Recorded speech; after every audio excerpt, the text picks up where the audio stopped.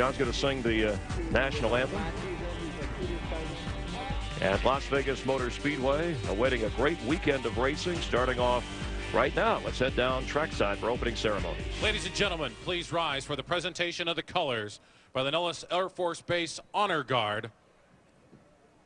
Today's invocation, Las Vegas Motor Speedway Chaplain, Mr. Kenny Farmer. Let us pray. Heavenly Father, we thank you for this day. We pray for these drivers and crews as they compete in today's race. May you be with them every mile. We pray for all those people that's worked so hard to put this event on, Father, at this beautiful facility. We pray for our men and women around the world right now, Father, in harm's way, that are laying their lives on the line to give us the freedom to enjoy this sport we love so very much. We ask all these things in your name, Father. Amen. Here to perform the national anthem, star of Broadway, you know him as Bo Duke, John Schneider. Please remove your hats, and this song belongs to all of us, so I invite everyone to sing it.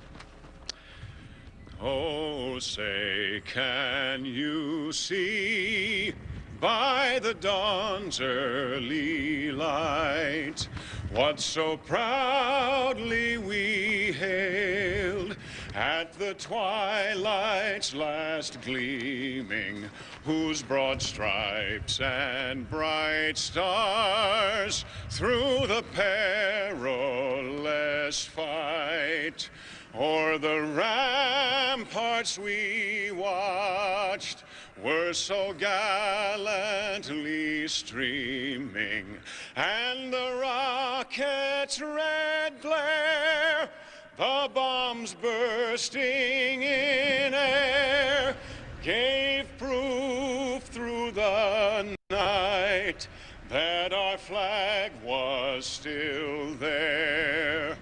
Oh, say, does that star-spangled banner yet wave? You bet it does.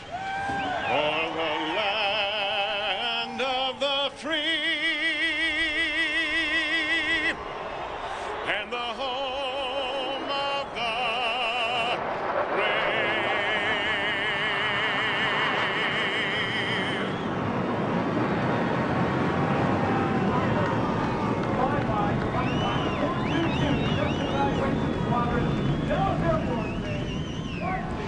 Always a stirring moment, the flyby of the F-15s from Nellis Air Force Base nearby as the drivers get ready to hop in their cars and go racing. The voices of NASCAR and FX and Fox, Darrell Waltrip, Larry McReynolds, Mike Joy up in the booth. Gentlemen. Thanks, Chris. Hi, everybody. Here's a look at the NASCAR Busch Series standings after the road course in Mexico. Kevin Harvick, who rolls off fourth today, 14 points up on J.J. Yeley. Denny Hamlin, last week's winner, in third. Jamie McMurray, Clint Boyer, Bernie Lamar, the rookie, there in sixth. Leffler, Edwards, Wood, and Keller are the top 10. Today we have seen snow, sleet, rain, a little bit of fog, a little bit of sunshine, and yesterday sandstorms. So, Darrell, you got your long handles on. It's a really cold day in Las Vegas. How are you going to run this race? Well, I don't know, but we get one thing I know for sure. We're getting ready to heat to join up. When you turn 43 cars loose on a racetrack, you know there's going to be a lot of action. The Busch Series has been full of it all year long. I mean, they've been to 3 races. We've seen some exciting finishes. I look for a good show. I look for the fans to be standing up and keeping themselves warm by clapping their hands. Larry, some surprises in qualifying with drivers that had to time their way into the field well up there, because this is an impound race. You've got what you got. We're going to see a lot of comers and goers today. And there's no question. And remember, when the caution comes out in the Busch Series, unlike Nextel Cup, you can't throw 4 tires on that race car every time because you're limited. A lot of these teams only have 4 sets of tires to work with. And one crew chief told me this morning, he said, Larry, this place is getting like Rockingham or Darlington. The tires just start sliding earlier runs. So the real challenge for these crew chiefs today is when to hold them and when to fold them with those fresh tires. Was he talking about the weather? Tires and weather. Okay. We're ready to race in Las Vegas with the NASCAR Busch Series in the Sam's Town 300. Glad to have you with us. Vegas, 43 cars of the NASCAR Busch Series ready to roll off. Let's go trackside. And now, ladies and gentlemen, for the most famous words in motorsports, the honorary Grand Marshal for the Sam's Town 300 from Boyd Gaming, Mr. Ellis Landau. On behalf of our loyal customers and the 25,000 fantastic employees of Boyd Gaming Corporation, gentlemen, start your engines!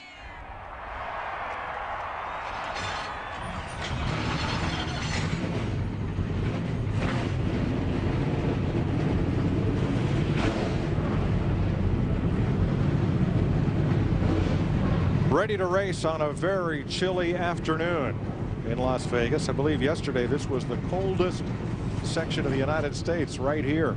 Temperatures in New York in the 70s, New England in the 60s, and we're freezing our tails off out here in the desert. So it goes. And let's go trackside to Matt Yoakum. Mike, when you look up and down the grid, there are 3 of the 8 guys that are planning on running the entire Busch and Nextel Cup schedule this year, double dipping. Kevin Harvick, Carl Edwards, and Kyle Busch. Now, those 3 have always run strong in the Busch Series. Great qualifying efforts today, and they're looking very well in the points, all top 15, with Harvick leading the driver point standings. Now, when you look at the overall program, they all, like Shane Wilson, Harvick's Busch crew chief will tell you, they all know there's a lot of wear and tear on Saturday, but it pays off on Sunday. All are trying to chase a Nextel Cup championship, and you look at the last time all 3 ran well in the same Busch race together, Texas last fall when Harvick went to victory lane. All 3 scored top 5 finishes. To Steve Burns. Well, Matt, the future is now for young drivers Denny Hamlin and J.J. Yaley. You mentioned Kevin Harvick. They are 2nd and 3rd in the points, right behind Harvick. Yaley, 3 starts, 3 top 10s. It wasn't that long ago that both of these drivers were racing at short tracks. Hamlin in Virginia and the Carolinas. Yaley barnstorming the Midwest and the West in a midget car and a sprint car. They both will be contenders for the championship and the win today. Mike Joy. Thanks, Steve. Stay warm down there. Let's go down to our Ford Fusion cutaway car. Jeff and Chris.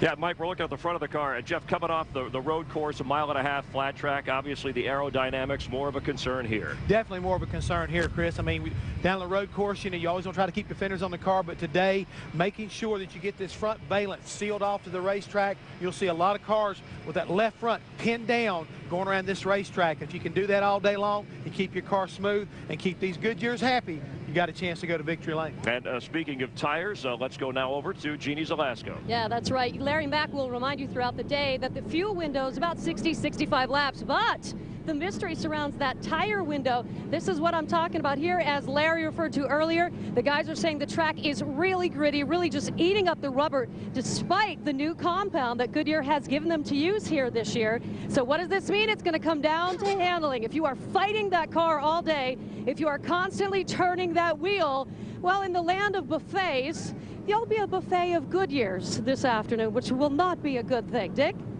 Pit road here in Las Vegas is treacherous at best. Not the stalls, they're just fine. It's the entrance and the exit.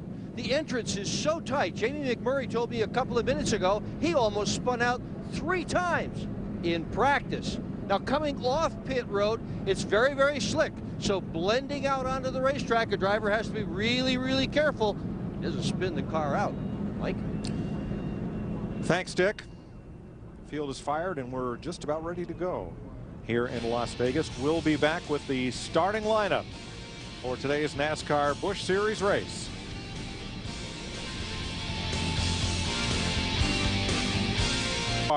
It is chilly. But here's what's going to happen. 200 laps, 300 miles, those temperatures are going to go away. And when they do, the characteristics of these race cars are going to change. But the biggest thing, business will pick up in the speed department. They went away just like that, Larry. That's it. Just like that graphic. Yep. Gone. Let's have a look at the starting lineup for today's race. Hey, watch this. Matt Kenseth, his 9th career pole in the NASCAR Busch Series, and Denny Hamlin picking up where he left off last week, up on the front row. Watch that guy right there. And that guy right there. Biffle and Harvick, the point leader for it. Tell you what, pretty impressive qualifying run by Stephen Light there in that 90 car. Top qualifying non-Nextel Cup regular. And top rookie. Keller and Kane, John Wood. Pretty much backed up his top 10 practice speed there with David Green. Still a pretty stacked deck, guys. Kevin LePage, good run. Regan Smith there in the 35 car. Teammates right there, Danny O'Quinn and Todd Cleaver. What they're doing right now, folks, is they're warming up their tires, getting a little heat in those bad boys, cleaning them off, warming them up because it's chilly out there. We've got 3 Sodders in the race. We got Johnny Sodder, we got Tim Sodder, we have Jay Sodder. Weather's just right for those Wisconsin boys. That's right. Imagine Daddy Sodder's up spotting somewhere. 13 of these drivers are making their first ever Las Vegas NASCAR Busch Series start. It's Paul Tracy from Canada, next to Mark McFarland, a rookie. 19-year-old, the Clark boy there. He's a Legends racer, Spencer Clark. He's from here in Las Vegas, making his first Busch Series start. Laid down a pretty impressive qualifying run. Kenny Wallace, you didn't see it on our practice show, but at the end of the session, he wrapped up his Nextel Cup car, taking Jeremy Mayfield with him. They'll both be in backups tomorrow. Blue sky is a beautiful thing back there. It is. And David Gilliland will start scratch on the field in a car prepared by Billy Wilburn and with driving coach Jerry Nadeau helping the NASCAR West second-generation star.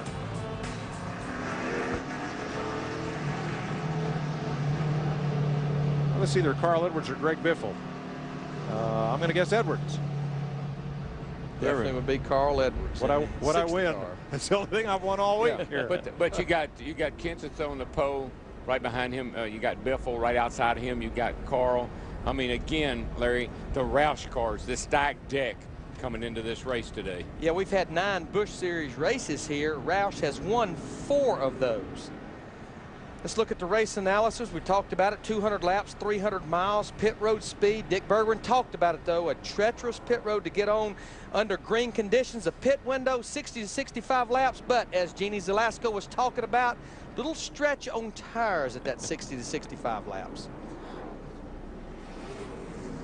And you know, tire wear, it traditionally gets better as the race wears on. As the race gets into it, tire wear improves. So some of those indications you get in practice and early on, they improve as race conditions change. I think the most interesting thing there will be, can we develop that second groove? You know, and I have a feeling that we probably will. A full day of practice and Busch Series qualifying today, but very, very little side-by-side running. Yeah, and when you did see cars get up out of the groove much, you saw a lot of sand and dust and dirt, so they're going to have to work on it to move that groove up. Sometimes it's moved up by necessity. You go down in the corner beside somebody, you say, "Ooh, the outside groove's not all that bad." Well, fellas, I would say it's about time to get this Las Vegas party started. I would say we are real close as the pace car peels off. DW, 200 laps, 300 miles, into the corner over 180 miles per hour. Reach up there and pull those belts tight one more time. All right, I'm hanging on. I'm coming down here looking for the green. There she is. Boogity, boogity, boogity. Let's go racing, boys. Viva Las Vegas. Yeehaw. 3 wide right away. Kevin Harvick trying to get it on the outside, and that 21 car still 3 wide. Harvick knows he's got to get up there and get after Kenseth and Biffle in a hurry. If he doesn't, they'll get away from him. Greg Biffle in that 16 car, though, he has the preferred line. Enter turn 3. He wants to lead this first lap. But, boy, the car walks up the racetrack. Here comes Kenseth back on the bottom. Yeah, low air pressure. Carried it in there a little hot, trying to clear Kenseth. Car took off with him. He'll be all right. He'll come back for him. Got one smoking going down into turn 1. Yeah, a lot of smoke. I think it must be just tire smoke because he's continuing to... still carrying quite a bit of speed. And this may have happened from some of the 3 wide back there going through the corner back in the field. Get those tire pressures down, Larry. I mean, you got 17, 18 pound in left side tires. You're going to get a good bit of, get a lot of wrinkle in that sidewall. Let's see if there was contact involving Regan Smith. Look at the McDonald's car there. Up on the outside behind that 11 car, and yes, he does get a little contact. Paul Menard there in the yellow car. So that's got the left front rubbing right now. But Jeff Hammond talked about that in the pre-race, keeping those fenders in the right shape. It'll just kill your race car here when you bend one in like that. That smoke can probably go away, though. That tires are tough. Sidewalls on those tires are pretty tough. It'll move that sheet metal right out of the way. It's not very heavy, not very thick. We're riding with J.J. Yaley here in the 18 car, back in the 17th position right now. He's trying to make a move on Kevin LePage, but no room to go on the outside. That's Stephen Light, who had a strong qualifying run. Dropping back in the field a little bit. He's back to 13th. Yaley. Sorry, Mike. Go ahead. Yaley works his way underneath, trying to complete the pass. Yeah, I was gonna say, you'll see a lot of guys under that white line, and that's perfectly legal here. As a matter of fact, right down the front straightaway here, you'll see cars all the way down on the apron. And unlike Daytona and Talladega, that's perfectly legal. There are no out of bounds here. Bernie Lamar, the yellow car, 77. Ooh, he tried to find his way underneath the 50 of Danny O'Quinn. There wasn't a lot of room there. O'Quinn's another driver, not a lot of big track experience. Going to take him a little while to find his way here. I'm going to tell you what, a man on the move, though, on the outside of Danny O'Quinn is that maroon car, number 33, Tony Stewart, the winner from Daytona. Started back in 26. He's trying to work his way already after 6 laps into the top 15. You know, Larry, with the impound races the way they are, oh, man, we just had a car bounce off the wall. I think it was A.J. Yeah, A.J. hit the wall coming off 4 there. The 38 car. Anthony Foyt the 4th, but he continues.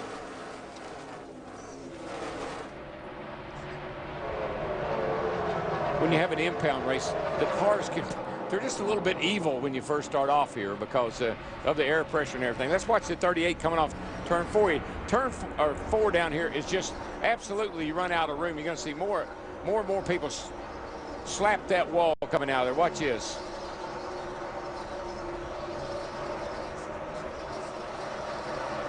You get back in the throttle so early, back in the middle of the corner, you're carrying so much speed, you just run out of racetrack. Here's what happened to him, DW, a couple of laps ago. Gets up a little bit high, car is getting a push in it, and scrapes. That was just a He was scrape. about a half a lane high going through turn 4. You could see the dust flying. Yeah, once you get that close to it, it just sucks you into it. Casey Kane's coming. He just passed Carl Edwards and Clint Boyer in 1 lap. Casey Kane needs to run several races without any tire issues. I don't think there's been one guy or one car that has had more right front failures than Casey Kane in Busch and Cup. And that's, I'll tell you, you can get a little shell shocked with that happening to you all the time. He closes in on Jamie McMurray. This is for 5th place. Jamie McMurray in the 64 car, he definitely had one of the fastest cars in both the practice sessions yesterday, and then laid down a pretty good qualifying run on his 2nd lap. Way off on his 1st lap, but ended up qualifying 5th. And he's kind of holding his ground right now, but that 9 car, Casey Kane, is definitely closing in. Now McMurray was squirting water out the overflow on his entire oh, trouble. 14 going around. Tracy Hines. That's Spencer Clark. Caution's out, guys. We spun out, no contact. Come on, come on, come on. But Spencer Clark, the 65 car, just barely got by. There we talk about all the camber in the left front. You can really see it in that left front right there. Look how far that thing is pushed out at the top. But when it travels so much, Darrell, it really straightens up in the corners. Right. First caution of the day coming on lap 10. This car just walked up the racetrack just a little bit. Tracy Hines in the 14 got into A.J. Foyt, the 4th, and the 38. And boy, Spencer Clark, that 65, just barely gets by. Yeah, A.J. kept pinned down the 14 there so tight to the bottom. The car got a little push in it. And to stay off of the 38 car, A.J., round goes to 14.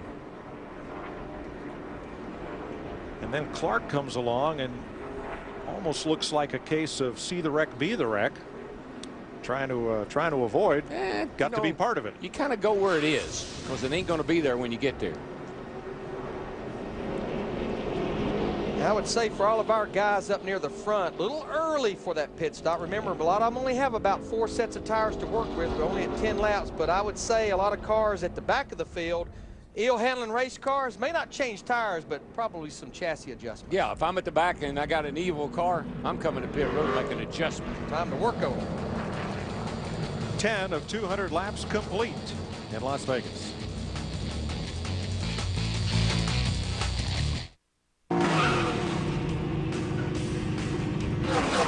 The Busch 300 on FX is brought to you by Dodge, by Sprint, and by Advance Auto Parts. Kenseth has led all 12 laps. Greg Biffle, Kevin Harvick, Denny Hamlin, Jamie McMurray. 2 Fords, 2 Chevys, 2 Dodges. And as we anticipated, we had about 11 cars at the back of the field, made pit stops, mainly for adjustments of full field. Didn't see a lot of tire changing going on. And again, Larry, I think that's just a product of the impound. You know, you set her up as well as you can, loose you can to qualify with. Sometimes you miss it for the start of the race. So good opportunity to come in just. Got Casey Kane in the 9 car on the high side of McMurray in the 64 car. He's going to bring Clint Boyer in the 2 as well. Looks like McMurray down low coming off 4. He couldn't get off the corner. I almost think McMurray's got a tire. Maybe he's got a low tire or something. He's acting like he's falling back a lot. Remember, that car was shooting water out the overflow during qualifying. They are allowed to add water, put some back in, but we'll see how McMurray fares. Dick? Well, he's a little bit loose going into the corners. Mike tight in the middle. Nothing to worry about. Okay. And that's the complaint he had on lap 1 of qualifying. He said it was just way too loose. It did tighten up a little bit on lap 2.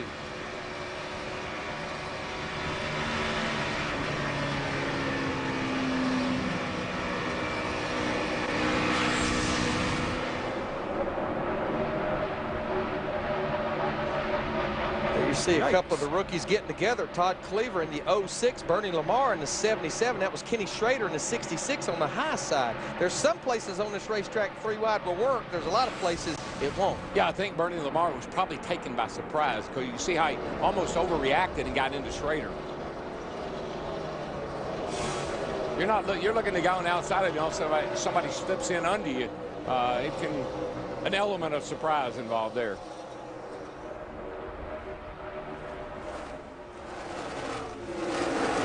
Let's go to the leader's pit, Steve Byrne.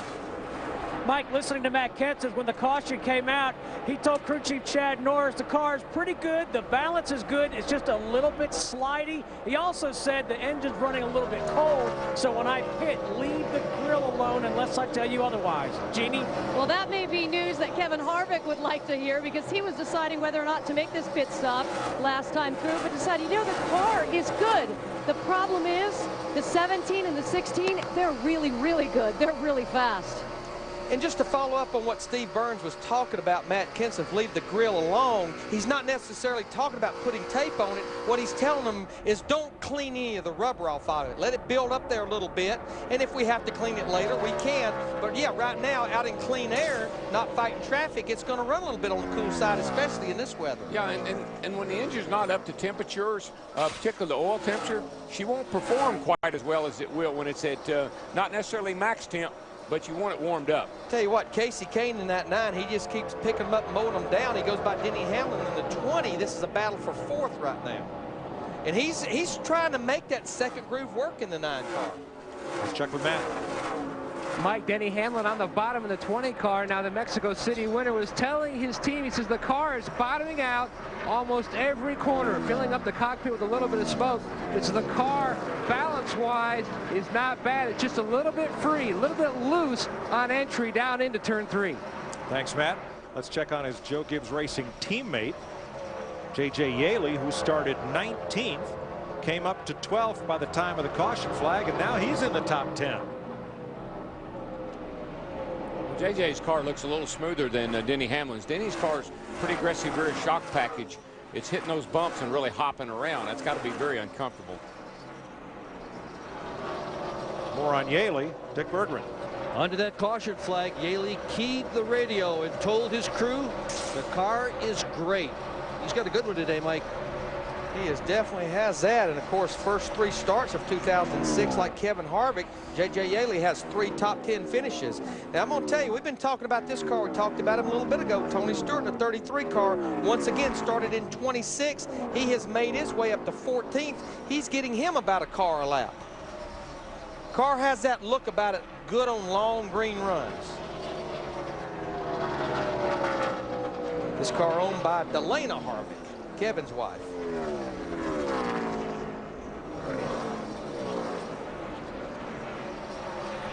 Matt Kenseth has a 1.6 second lead over his Roush Ford teammate Greg Biffle.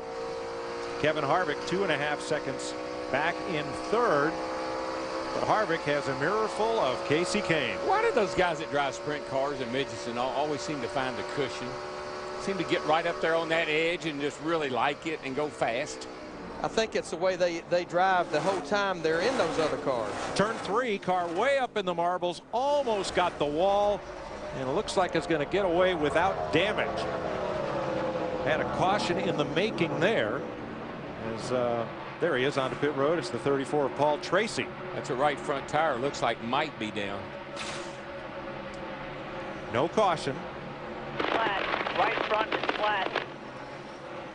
It was almost the whole right side, but Tracy made a nice save going off into turn 3. He's been doing a great job. I've been very impressed with Paul in these cars. The blink of an eye, Kenseth leads up to 1.9 seconds in Las Vegas. Matt Kenseth in the Pennzoil Ford, picking up where he left off last week. There you look at how his lead interval has built, and now Casey Kane has caught and passed Kevin Harvick for third. He'd been working on Harvick on the high side. Finally, he got by him on the low side.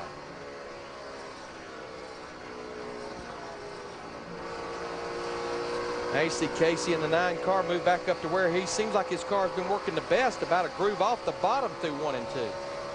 One of the great stories of the early laps of this race is David Gilliland. His father Butch was a West Coast champion of NASCAR. He has Billy Wilburn as his crew chief. He has Jerry Nadeau as his driver's coach. He's got a lot of talent, and he started this race at last, and he has climbed to 21st in the 84. Yeah, I mean, he just barely got in the race. And Bill Wilburn, you talked about his crew chief. He's been crew chief for Rusty Wallace, for Dale Jarrett, so he's been in Nextel Cup a lot of experience there.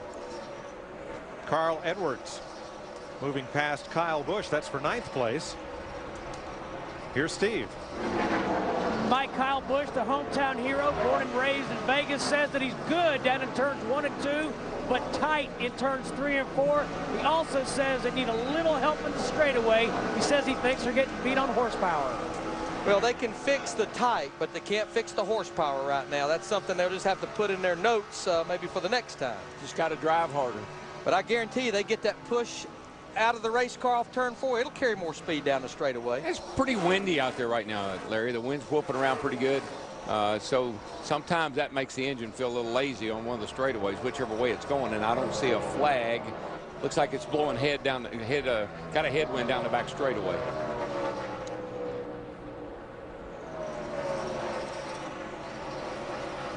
Right now, Matt Kenseth in that 17 car has pulled out to over a 3-second lead now over Casey Kane in the 9. Casey Kane in the 9, Kevin Harvick in the 21 just got by Greg Biffle for the 2nd spot. There goes 3 wide through here, 1 on the apron. That was interesting. Speaking of apron, Tony Stewart in that 33 car, he has those left side wheels almost below the white line through the corner. A lot of grip. Darrell, you're not the only one to notice the wind. Tony Stewart had this conversation with his spotter. Just a little bit tight in the center. A lot of it's just due to the wind down in 1 and 2, or in 3 and 4, I mean. But Mark, you just periodically need to let me know which way my wind's blowing here, just so I know if it's changing directions or whatever. Yes, sir. Darrell, I guess the tendency when there's external factors, the wind, a little moisture on the track, something like that, is the tendency first to think, is there something wrong with my car? Exactly. You always think there's something wrong with the car, particularly when it's running well. You know, you ride along, and I don't care, you can go from race after race after race and never have an engine failure. But a driver, in the back of his mind, is always wondering if the engine's going to blow up. You ride with your left foot right up there by the brake and also right up there by the clutch. And I don't care how long you go without blowing up one. You know, it wasn't 2 laps ago I talked about Matt Kenseth having a 3-second lead. Now, he is starting to lap cars, which is slowing his speeds down. But I'm going to tell you what, that 9 car right there, Kasey Kahne, he has chopped that lead almost in half. Now he's only about a 1.5 seconds behind our leader right now, Matt Kenseth. Now what happened to Greg Biffle? He has dropped to 4th behind Kevin Harvick. Matt? And back when he was running in the 2nd spot, Mike, he was kind of checking his car, analyzing it, comparing it to leader Matt Kenseth, and he told his crew chief, Eddie Pardue, he says, the car is not bad on entry. I feel like that in 1 and 2, I can hold my own against Matt Kenseth, but he is really beating me down in 3 and 4. It's both loose in and tied off. He's looking at maybe air pressure change in the left side on their stop. You know, there's probably no other sport where an athlete has to analyze his performance all the way through the event in a dialogue with the one fellow who can help him, his crew chief. While traveling at about 170, 180 miles per hour. Oh, yeah. Hey, here comes Gilliland as he moves past the 66 of Kenny Schrader and draws a bead on Paul Menard. This is for 18th place. Yeah, Schrader and Gilliland have probably run together quite a lot on the West Coast. And Gilliland, even though he started dead last, he was not one of those cars that made a stop to adjust on his car back on lap 11. It's a good turnaround for Clay Andrews Racing. They missed the show in California. Just barely squeaked in here, but David's marching himself to the front. Winner of the Toyota All-Star Showdown for NASCAR's touring races that's held each November at Irwindale, California. He's coming. What makes him so good is he can cut that thing to the bottom off turn 4 and stay in the gas and not wash up the hill. That is really giving him good position coming off the corner. I'm going to tell you what, though, this group right here, even though they're in the top 20, they better go, because that leader right now, Matt Kenseth, he's only about 12 seconds behind them right now. And there he is coming onto the back straightaway, or the Nellis straightaway, honoring the Air Force Base across the street from Las Vegas Motor Speedway. There's our leader, Matt Kenseth, now 1.3 seconds up on Kasey Kahne.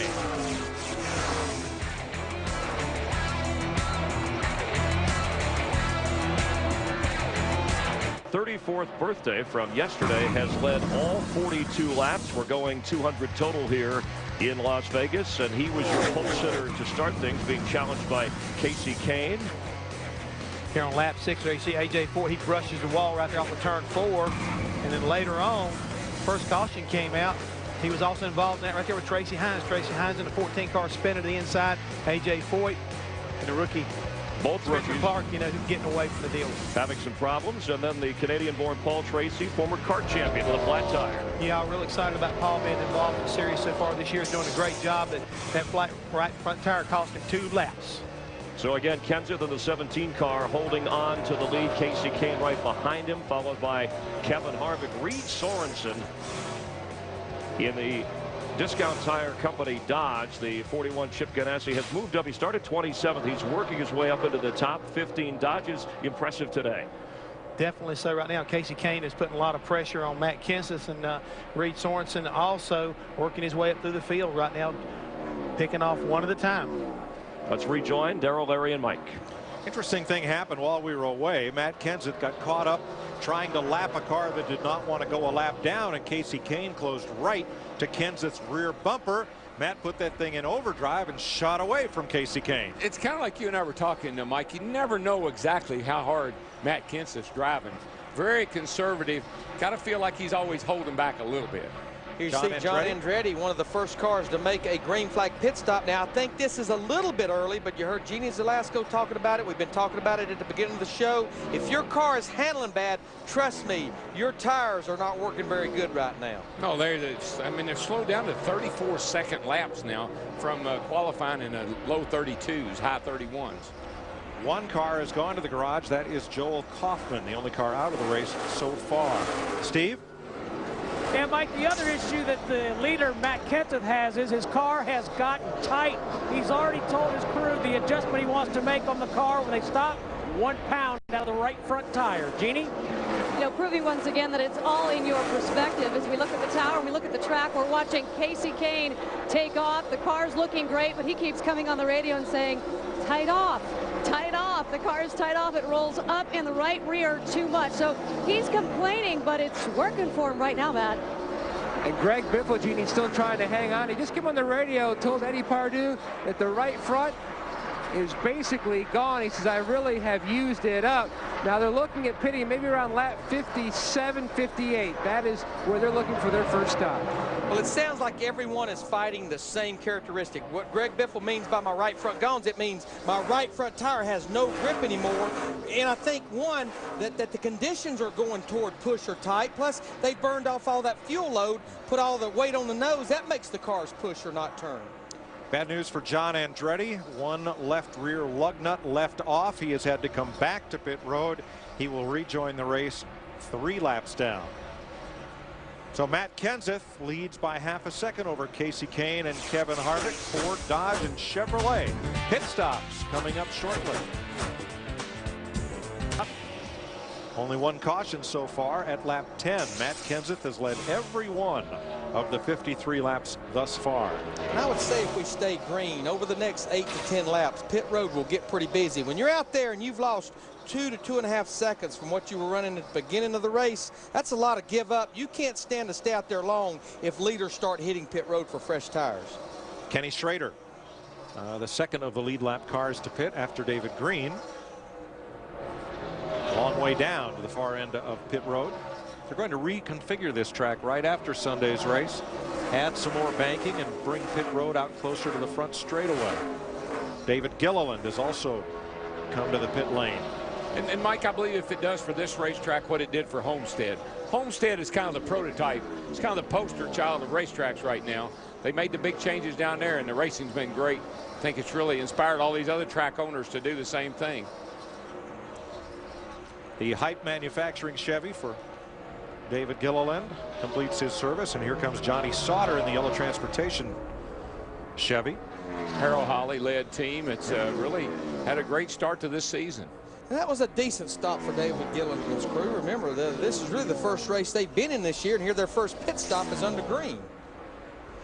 What's interesting about pit road, you heard Dick Berkran talking about the entrance. On the exit of pit road, you have to go through an access road. And Jeannie, I think Kasey Kahne is in the 9. Yes, he has just used the entrance that, as Dick referred to, a bit tough. So Trip Bruce, the crew chief, came on the radio and said, look, we practiced this morning. We'll do great.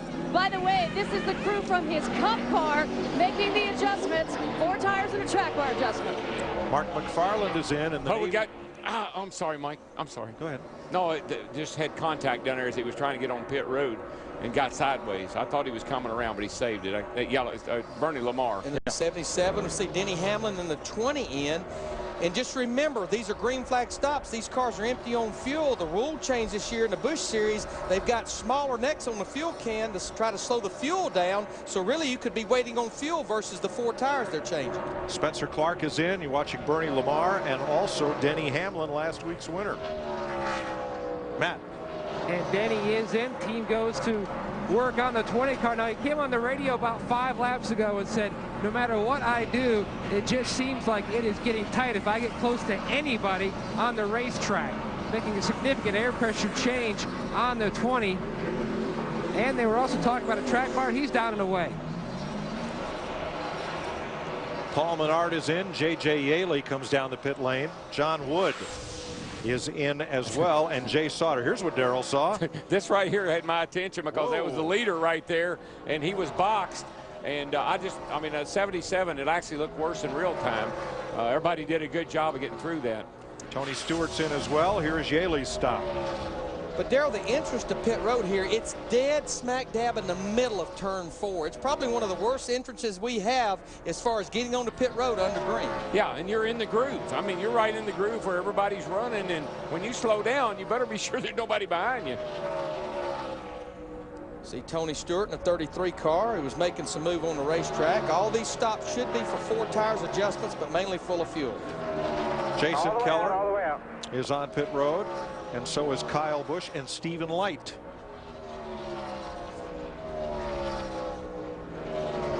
And here comes our leader into the pit lane. Matt Kenseth. The other thing, Larry, that makes it so difficult is the way these seats are made now. You cannot get your hand up high enough for the guy behind you to see you, Steve.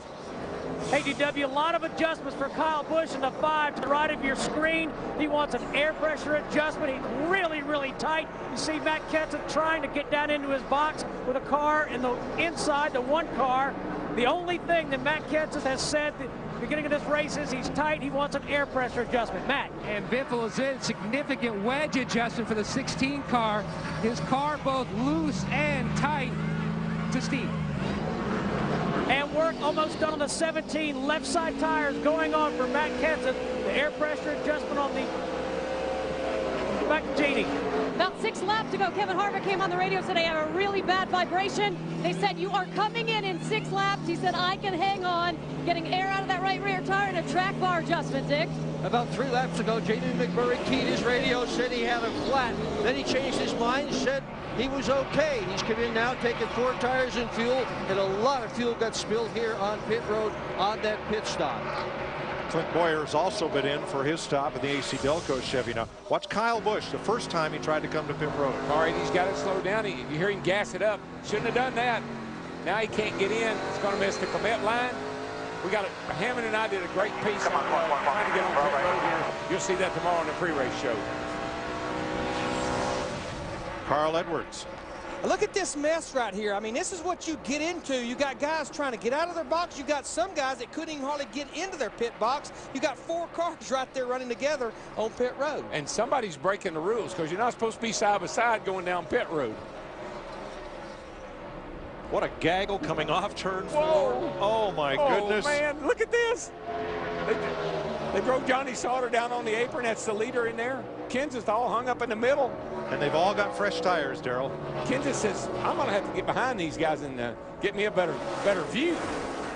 He's got the bottom, and he squirts out from that pack. And right in the middle of that 2 is Greg Biffle, Matt. Mike, Joel Edmonds, Greg Biffle's spotter, came on the radio and said, keep your eyes open because the leader is stuck in a gaggle of cars up there, which really benefited Biffle and allowed him to close big time on the 17. Leader right now, Ashton Lewis Jr., he and Danny O'Quinn and Michael Waltrip, along with Stacy Compton, Kenny Wallace, Mark Green, have yet to make their stops. Those are all the guys that stopped on that first pit stop, first caution there at about 10 laps. So they got about 8 or 9 more laps they can run before they have to come to pit road. Yeah, and once these guys pit, our leader will be Casey Kane. The reason, he got fresh tires earlier than anyone else on the grid.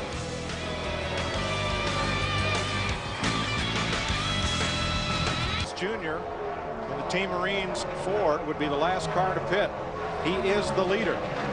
Casey Kane is 10 seconds behind him and will inherit the lead when Lewis pits. And pitting has not been easy today in this first round of stops, both on pit road and getting on pit road. If you just look at how how sharp you have to turn to get on pit road, you don't have a chance to ever get your car straight.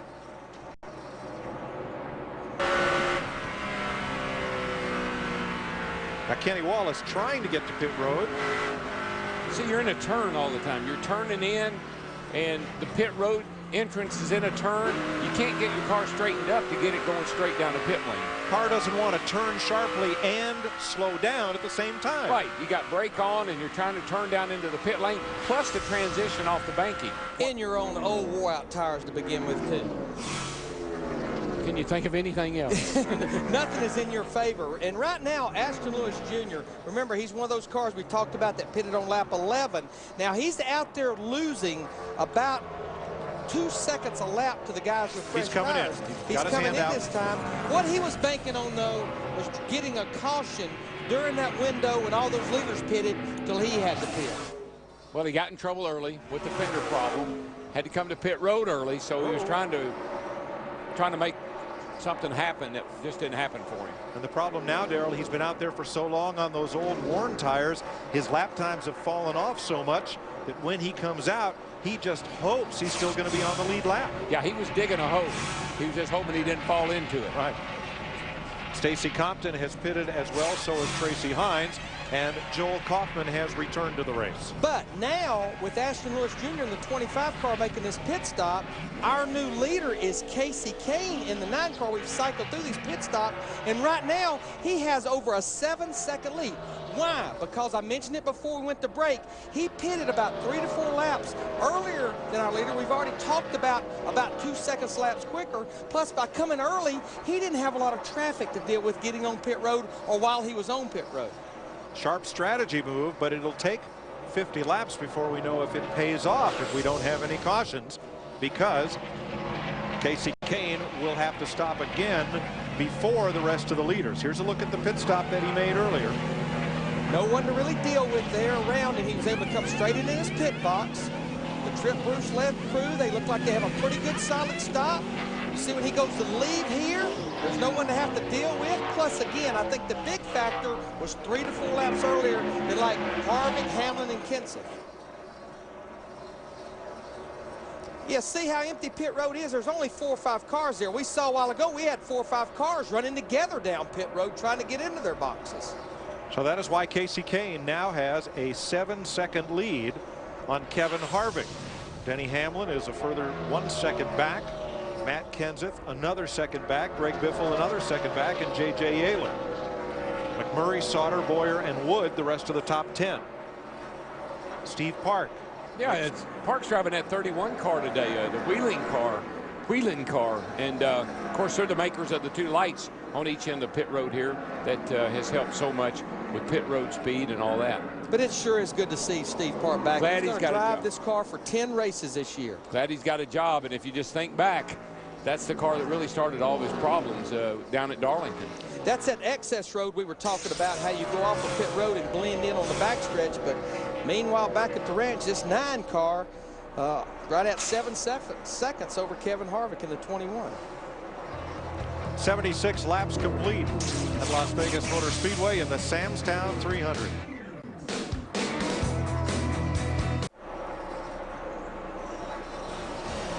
Casey Kane, because of pitting earlier than the rest of the leaders, has built himself a 5.5 second cushion over Kevin Harvick. Denny Hamlin, Matt Kenseth, Greg Biffle, the top 5. J.J. Yeley, Jamie McMurray, Johnny Sauter, Clint Boyer, and John Wood, the top 10. David Gilliland made an inspired charge from last on the grid up into the top 20.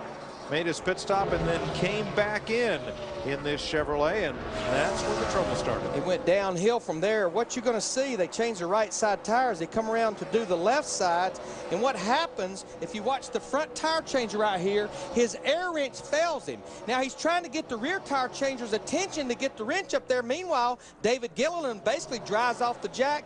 There's the left front tire there. The rule is you have to use the 2 air wrenches you go across the wall with. If one breaks, you have to use the other one to finish off the other tire, and that's what the tire changer was trying to get the rear tire changer's attention to do. He backed up and they replaced the left front wheel without further damage, but Gilliland is now 5 laps down.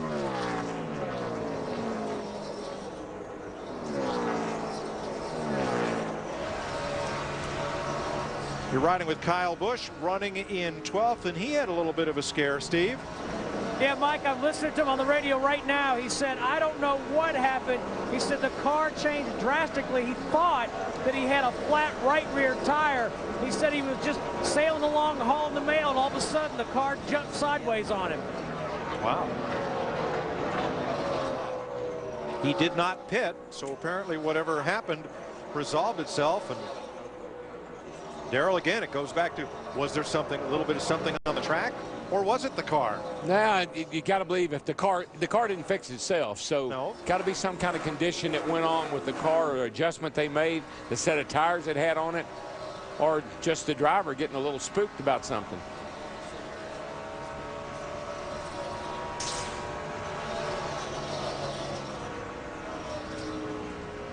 Kyle Busch very focused as we're closing in on the halfway point of this race. Looks like he's got his shield up. I guess it's must have a tinted shield possibly. It's getting pretty dark out. Must have to raise that thing up to be able to see good. Yeah, the lights you see out his left window is the track lighting system. It's not sunlight, though we've had some of that today. but mostly it's been pretty cloudy here. See him looking at his rearview definitely mirror. looks like a tinted shield that he had on there. Yeah.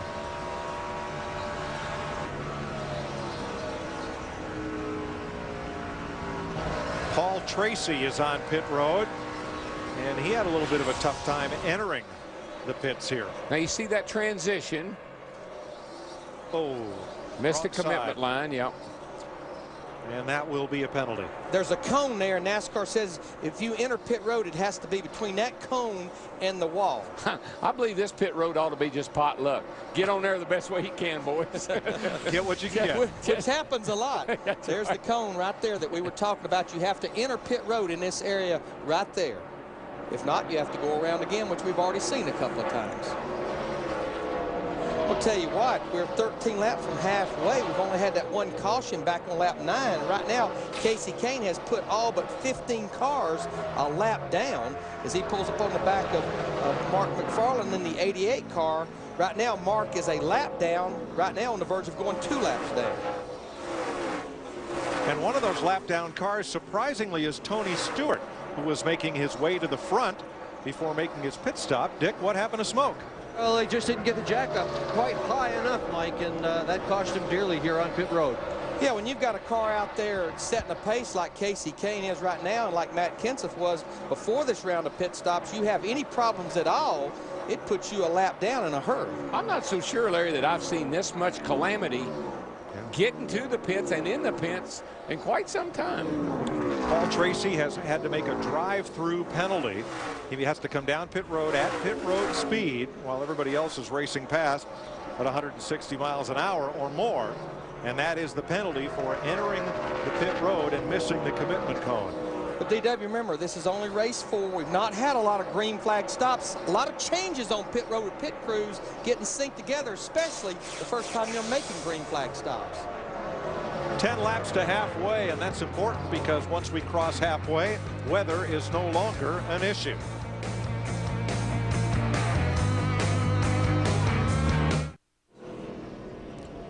Anthony Foyt IV has spun coming off turn number 4 in the Great Clips Dodge, and that'll put us under the second caution of the day, working lap 94. Kasey Kahne had built up a 4.8 second lead over Kevin Harvick before the caution flag.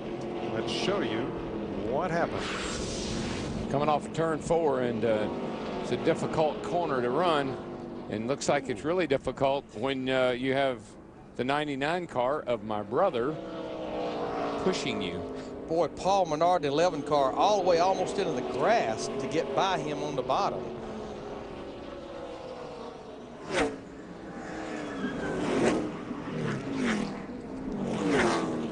You wonder if that's 2 cars trying to fit in the same spot, or if the 99 had become irritated and something created done. Well, you never know. You hear the throttle. You work the throttle off turn 4 here, keeping the car from pushing out to the wall. Might have squeezed up a little bit. Might have got running. Hard to say. Only they know. Michael Waltrip in the 99 already a lap down. The leader was not far behind him from putting him a second lap down. Good point. Jeannie? Kasey Kahne making his way into the pit. He said the changes last time were perfect. It was a track bar adjustment, but it's still a little tight, so let's go all the way. Crew chief saying go over there. I want to see that panel bar, the track bar adjustment, just the wrench all the way around as far as it can go. 4 tires and fuel. Matt? Denny Hamlin peels off into his box and pulls to a stop, as does Greg Biffle. Biffle looking for another chassis adjustment, looking for a small track bar adjustment on the 20. Dick? J.J. Yaley has pitted out of the 5th position. A minor adjustment to the chassis, about like sneezing in a tire, and he's gone. Steve? And Matt Kenseth in the lower corner of your screen. He wanted air pressure adjustments. He also got a wedge adjustment. He was the cheerleader telling the guys to make a nice, smooth stop. Denny Hamlin's crew made a smart move as they come 3 wide off pit road this time. And I'm not talking about just now.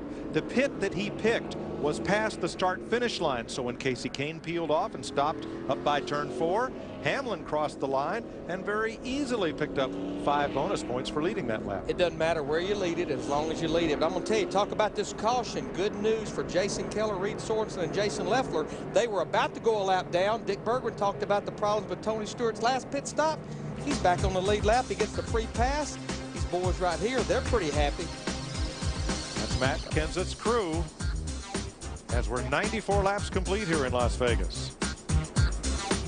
Pit stops gone wild. It really was, Chris, right there. Early on, you take a chance to take a look here. Bernie Lamar coming into pit road, slowed down too quick in front of leader. Then Matt Kenseth almost causes a big. Things started picking up. Kyle Busch tries to get on pit road also. Too fast, missed the commitment on the line, had to make an extra lap. You see these four guys right here, led by Reed Sorensen, everybody kind of racing each other off pit road, but you don't want to get caught speeding. In the last second, there goes Reed. He accelerates and beats everybody off the pit road. And spinning tires, as you look at Kenny Wallace here at his AutoZone Ford, spinning tires can be problems, as we saw with the 84 car, David Gilliland. Yeah, David Gilliland got a little bit of a hurry. Crew had problems with the air wrench. He didn't get the left front tire on. What happened? He had to back up on pit road, replace it. Paul Tracy, open wheel champion, missed the commitment cone, comes down pit road anyway. He had to do a drive-through and lost a lap. It'll be a factor the rest of the way. Kevin Harvick leading Mike Joy as they get ready to restart things. And further developments, Tony Stewart with a pit road violation, and Michael Waltrip for getting into the back of Anthony Foyt to bring out the caution. NASCAR judged that aggressive driving. He goes to the tail end of the longest line, but he stays on the lead lap. So is that a penalty? Well, but that does answer the question. They had a better view than we did, I guess. Thought Michael might have gotten into him, shoving him around. You know what, guys? We're almost halfway. What do you think? Let's crank it up.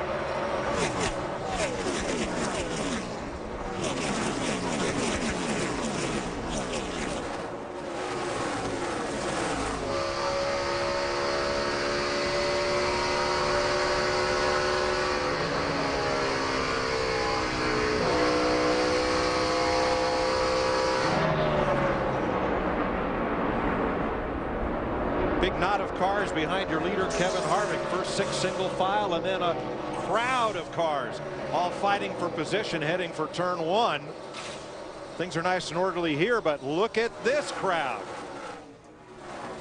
Kyle Busch with Johnny Sauter trying to take advantage, and Jamie McMurray alongside Sauter. Riding with Kyle Busch here in the 5 car. There you see Jamie McMurray in his 64 going by Johnny Sauter in the 00, and Clint Boyer in the 2 are riding with him all the way to the bottom, trying to win the battle here off turn 4. 7th place on back here with Bernie Lamar. John Andretti's in that mix, and so is Carl Edwards. Edwards had to make a second pit stop under this caution. They left 2 lug nuts off, and he came back in, got that repaired, and restarted this race in 16th place. Edwards is up to 11th. Tell you what, this past caution could have been good for Kyle Busch in that 5 car. I think it gave him a chance to make more needed adjustments on their race car. Now, in the beginning of the race, Kevin Harvick in the 21, who's leading now, his car was pretty good on short runs. Now, I felt like before that last caution, he was slowly but surely reeling Casey Kane in. But remember, Casey Kane in the 9, his car good on long runs, real long runs. And what we're seeing, and we see it every race, the guy out front with clean air, he checks out. But what's amazing, we're 1 lap past halfway. Kevin Harvick and Casey Kane just ran a lap ago, the fastest lap of this race that they've run all day long. As I said, track cooling down, speed business picking up. Yeah, and they get those adjustments that they need to get the car better, and things come together. 7 of the first 8 drivers in this race just ran their fastest lap of the race. The exception, Matt Kenseth, who makes a move on Casey Kane for 2nd place. Earlier, Kenseth led the first 59 laps. And what you'll hear on radio traffic when we have a caution is it gives the driver and crew chief a chance to debrief. He can't do it under green because you got to get in and out. But when you got a caution, the driver can go to the crew chief and say, hey, here's what we need. in a small way, it's like a miniature timeout, just for a little bit. Roger. How about the Gibbs cars? Denny Hamlin, last week's winner, and J.J. Yaley right behind him. 5th and 6th, 2 seconds off the lead and working well together. Both cars running just as well as they did a week ago. Now behind Yaley, Kyle Busch 5 seconds off the lead in the low Chevy. Here's Steve. And Mike, they did make adjustments, several air pressure adjustments and a wedge adjustment. His crew chief, Chad Walton, just said, hit your marks and pace yourself. We have to make this set of tires last 50 laps and the last set 50 laps.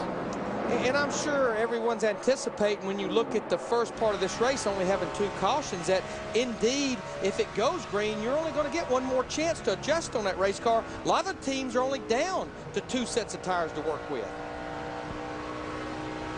See Jimmy McMurray in that 64 car pulling up to the back of Kyle Busch. This is a battle for 7th.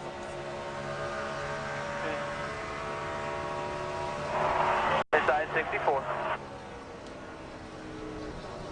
There you go, clear, clear. Sure doesn't take them long to sort themselves out, does it? Yeah. For about 5 or 6 laps there, they're all over each other. Now it's almost back to single file. Clint Boyer has passed Kyle Busch. Still look like that the 5 car can run well for a few laps on fresh tires, but then it starts deteriorating just a little bit for him. Boyer moves up to 8th behind McMurray.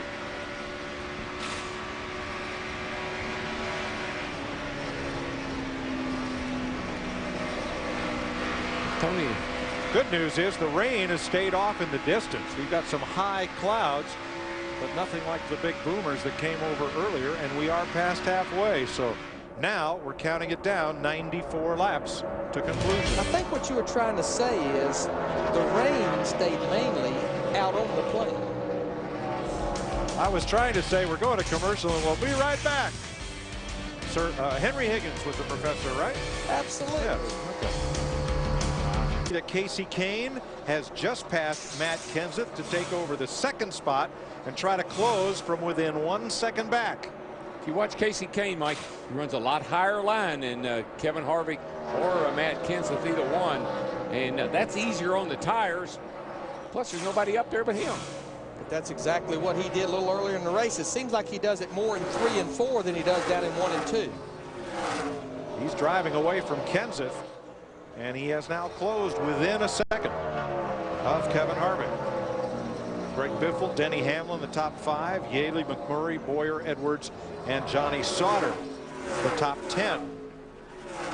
Boy, he really closes. Casey Kane really closes on the Harvick in 3 and 4. He's got a much better line down on that end of the speedway. Let's update Tony Stewart in the 33 car. Dick Bergman, he got back on the lead lap, but this car looks like it's not what he's looking for. He's a half a lap down right now. Well, he hasn't had what he's been looking for all day long, Larry. The car started out tight, and then on that last pit stop, they over-adjusted. Now the car is too loose. And realize he came into this race undefeated in Busch Series competition this year. 1 start at Daytona, he took home the trophy. Yeah, I think if you watch where he's running, obviously he's trying to get the car to turn by getting it way down on that apron, so it must be really tight. Watch him here. He goes all the way down, gets those left side tires. It's been below the white line most of the time. Passes Paul Menard, who is not on the lead lap. Now this is something we want to follow because this race started so late here in the afternoon. We've been talking about the track temperature. It has dropped just a little bit there, 59 degrees, but look at the air temp, 44 degrees. That means the adjustments on possibly this final pit stop could be so critical to keep up with these ever-changing track conditions. But it's definitely getting cooler in the air and on the racetrack. I think, Larry, though, when you agree that when it's this cool, you're not going to get a big variance in track conditions because there's nothing really changing. There's no sun, it's cloudy, it's overcast. Pretty much seem to be pretty consistent as long as the cars are running. I think the biggest thing, they'll probably have to free that car up a little bit for that last stop. Just don't jump the fence like possibly what they may be doing with the 33 car. The next change will be dark. Steve Park there in the 31 getting overlapped by Harvick, and now Kasey Kahne. He was driving for Ted Marsh in one of these number 31s when he had the accident that sidelined him at Darlington in the Busch Series. There was a rain delay, and it is believed that Steve Park did not have his steering wheel firmly affixed on the steering column when they went back out under the caution flag after the rain delay. While swerving back and forth to warm the tires, he lost control of the car, was T-boned by another car, and that put Steve out of racing for over a year. He's come back, run a season in the trucks, now comes back to the Busch Series trying to complete his own personal rehabilitation and get back to a winning form. Actually won a truck race, I think, at Fontana, California last year. But when that happened, that car just, I mean, he was swerving around, all of a sudden that car took a dead left, and I forget who it was, but Larry Foyt was coming up on the inside to get to the head of the pack for a restart and just had nowhere to go. Tell you what, this young man's had a pretty solid day. Qualified 11th earlier today in qualifying. He's been knocking on the door of the top 10, but as you said, I think in this race, it's just a challenge to stay on the lead lap. Right now, John Wood back in 13th in the 47 car. Needs a caution to get caught back up about 16 seconds behind leader Kevin Harvick. Carl Edwards moves past Clint Boyer, and that's for 8th place. Well, Carl Edwards so dominant here last year. 14 laps to go, had to race one, cut a tire down coming off turn 4. Lead change. Harvick gets loose. Here comes Kasey. Yeah, Harvick in the 21 got loose off turn 4, had to get out of the throttle, and Kasey Kahne in the 9 took full advantage of that. Harvick trying to make a run back to Kahne, maybe get him loose off turn 2. Turn to the bottom, try the crossover move, but that 9 car is just a little better right now. Maybe he's got some steam down the straightaway. Look at him open up on Harvick. Here he comes, and you're pushing loose here. You got the wheels turn, and all of a sudden the front end bites, the back end hops around. You lose some momentum. Somebody on your back bump. Here he comes. You might hear him lift out of the throttle a little bit. And that's just enough to kill that front stretch speed.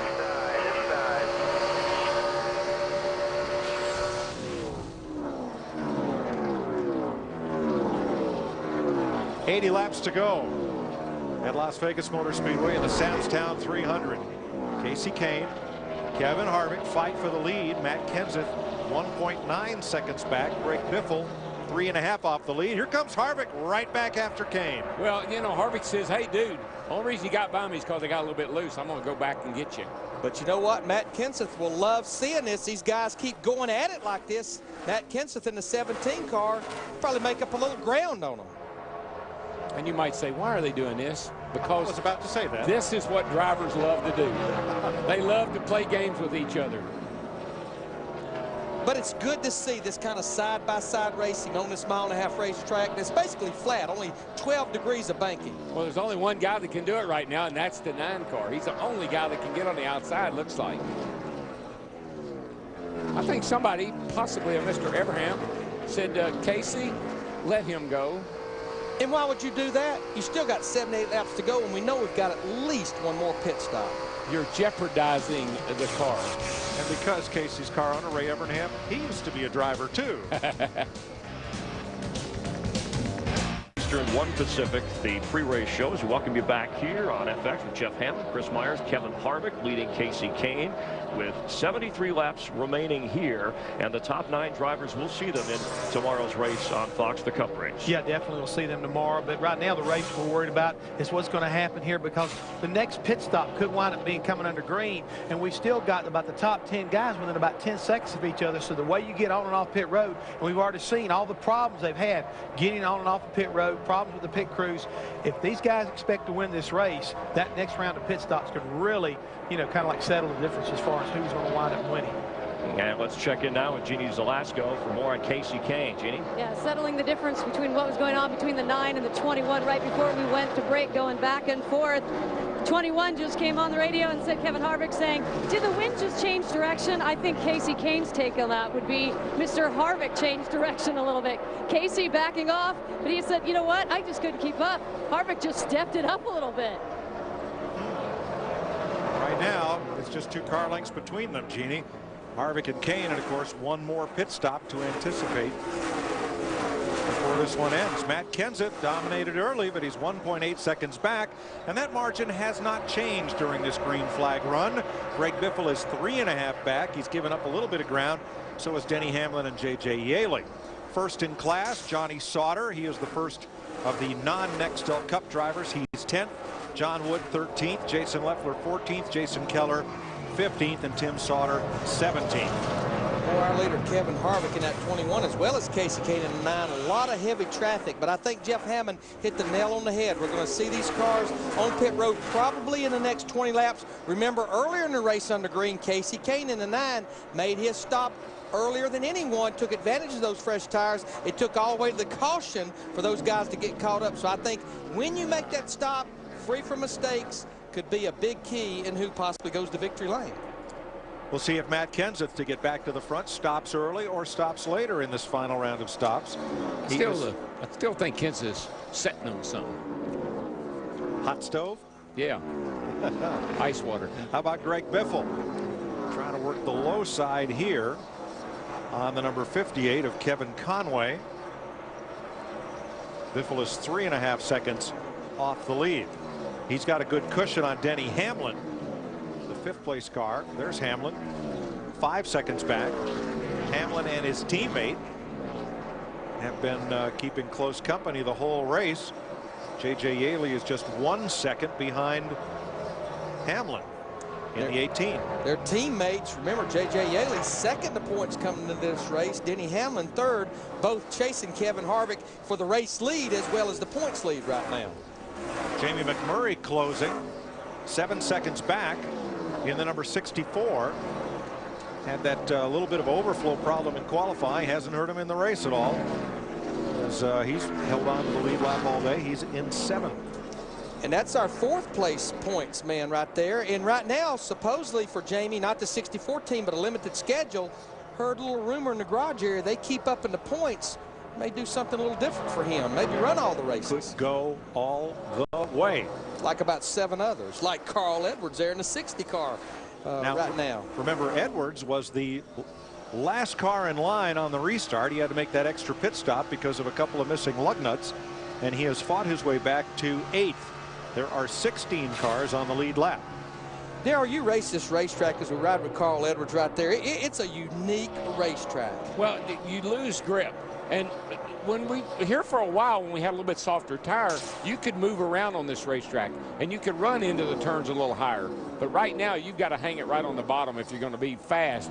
The only exception I've seen all day long is the 9 car of Kane, and he seems to be able to run a little higher in 3 and 4. But this is a tough track to get a hold of during the race. Johnny Sauter's taken over 9th place, Darrell, as he moves past Clint Boyer. He is first in class of the non-Nextel Cup drivers. And here comes Reed Sorensen. I'm going to tell you what, Reed was one of the first cars to go out earlier today in qualifying. Didn't get the lap he thought he was looking for. Qualified 27th. But I'm going to tell you, he's been pretty solid, making his 2nd start here at Las Vegas. He finished 6th here a year ago, trying to rebound from a disastrous race last week at Mexico, losing an engine in practice as well as the race. Sorensen is 11th. John Wood is running about 3 seconds back of Reed in the Clorox 47. He's the 4th Ford in the race and in 12th place in that Fusion. And he has about 1.8 seconds on Jason Leffler. Leffler in the 32, 19 seconds off the lead, which is more than half a lap. But the Lucas Oil Chevy still holding among the cars that have a chance to contend here. Tell you what, Jason Leffler, this group, they've been pretty solid. They're sitting there quietly right now, 7th in the Busch Series points. Right. Behind Leffler, Kyle Busch, 1 second back of Leffler, has had a real up and down day. He's presently 14th, 15th, 14th, 15th, okay, 15th, as he gets passed by Jason Keller in the Mikosuki number 1. So that puts Kyle back to 15th, and the last car on the lead lap will be Tony Stewart, who got the free pass on the lap 93 caution to move back onto the lead lap in the Old Spice Chevrolet. And that's all your lead lap cars. We're We're getting closer and closer to what could be that final stop for these guys, probably here in about the next 10 or 12 laps. Kevin Harvick leads Casey Kane by 1.1 second in the Samstown 300. Round of stops today. There are 57 laps to go. Everybody can go the distance after they stop. Who will take the first pit stop? We will. Be right back.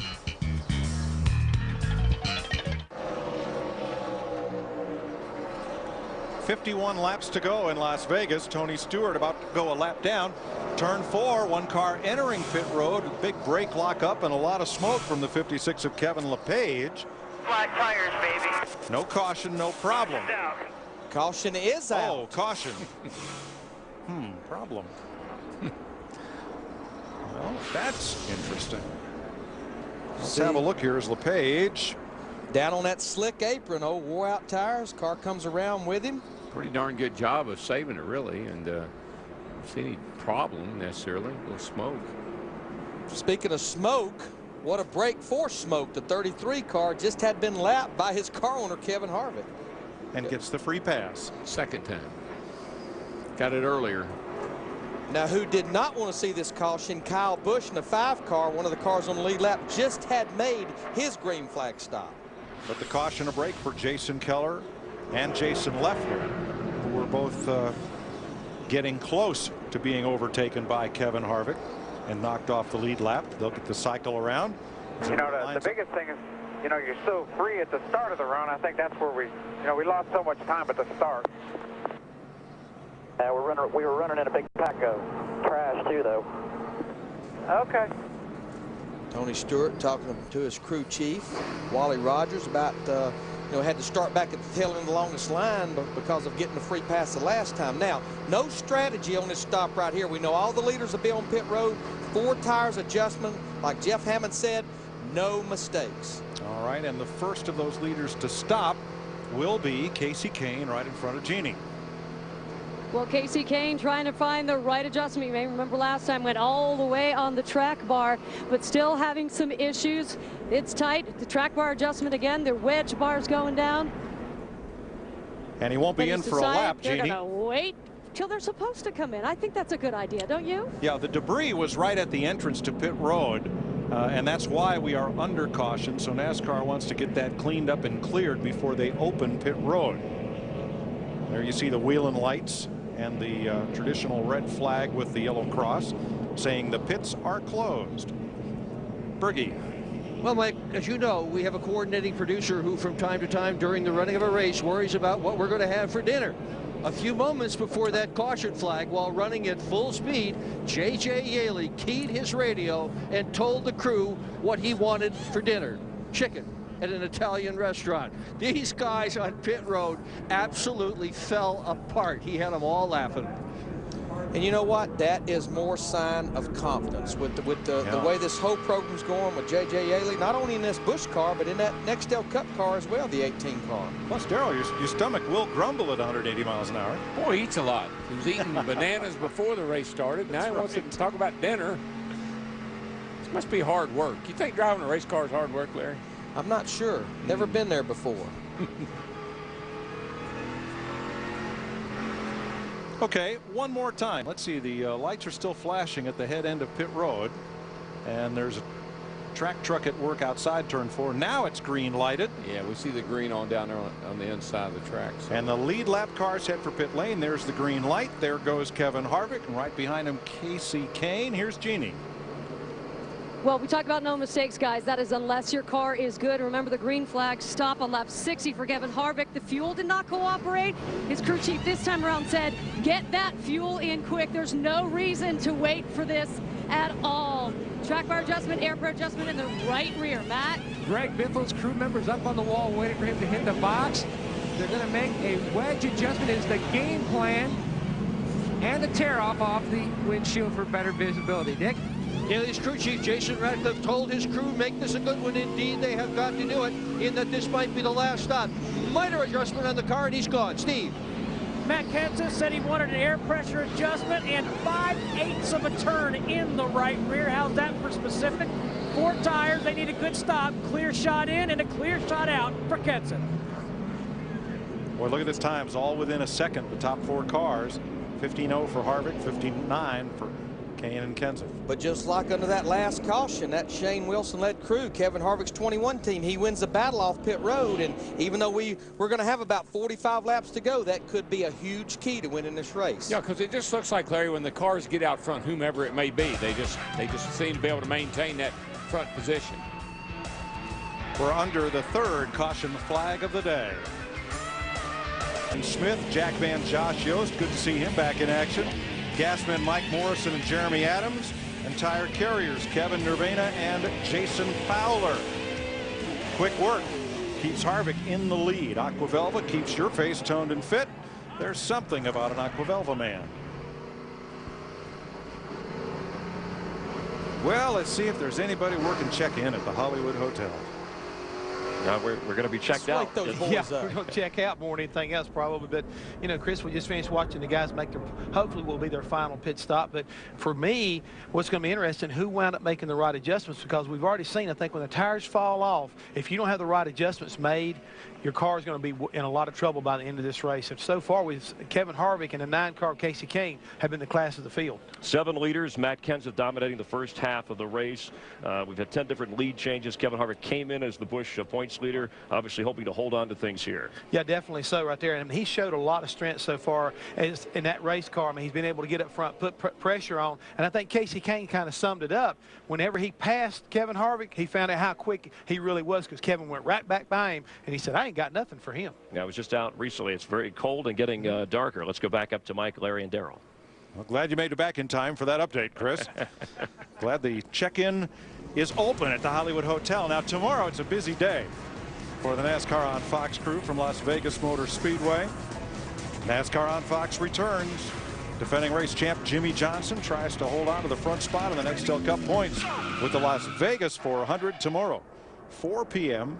Eastern time. Here's your front row, Greg Biffle and Tony Stewart. 4 o'clock Eastern, you'll see the race on Fox.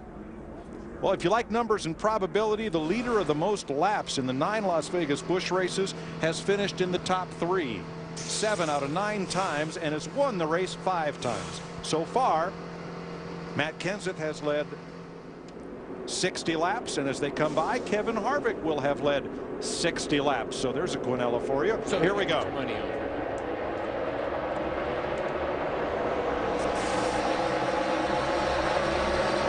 Tell you one thing, that 5 car down on the inside is not going to make it easy for anyone. He wants to get back on the lead lap. Yeah, he was one of those leaders that hit it under green right before that last caution. He at least wants to hold on to that spot of being the first car lap down. Matt Kenseth in the 17 trying to get by Casey Kane in the 9 here early. This is a battle for second place. Matt knows if he needs to do it, he needs to do it now. Not waste any time. He'll take the spot away. Yeah, in the 5 car there, Busch slid up out of his way, opened the door on the bottom, and away he went. And he better not look back. Look at Hamlin and Yaley trying to fight their way through traffic side by side. The 2 Gibbs teammates in the 20 and 18. Riding with J.J. Yaley right here in the 18 car, right behind him, Carl Edwards in the 60 car. He's still up there battling on the lead lap. Oh, boy. Well, this is get what you can get time. It's time to go, boys. You got 4 tires on it, and we're running out of laps. 42 to go when they come past. There's Yaley in the 18 car, the yellow car. Carl Edwards in the 60 car gets that run on the high side off turn 4. But right now he's in a box behind rookie Bernie Lamar in the 77 car. Boy, he got a run then off turn 2. Those fresh tires are hooking up on that high side.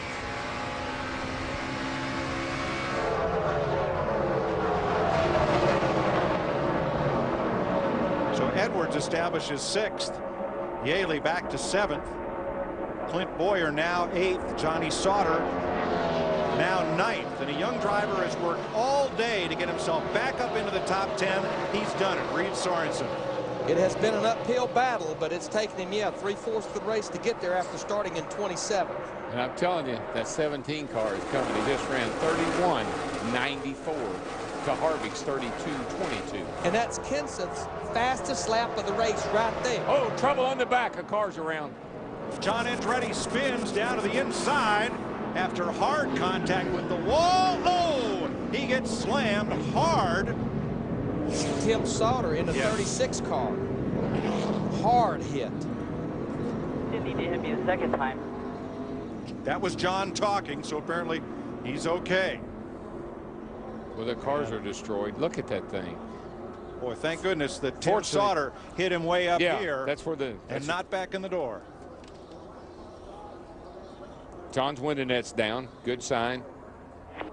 Yeah, fine. Caution at lap 160, the fourth one of the day. Hard hit for John Andretti. First the wall, and then Tim Sauter. I thought the car was going to go over when he hit the wall. He hit it so hard. And Tim is going to climb out under his own power, it appears. That was a vicious hit. See if we can see what started all this mess. 64 car, McMurray. Ooh. Gets into the back of John Andretti in the 10, turns John around. McMurray on the lead lap, 10 car not. You could see the car come up right there, and the roof flaps, the two flaps that deployed on the top, set it back on the ground. And then this. Oh. And he started going back up the racetrack. Then once the speed of the car slowed down, came back down on the apron. Let's show this to you in real time.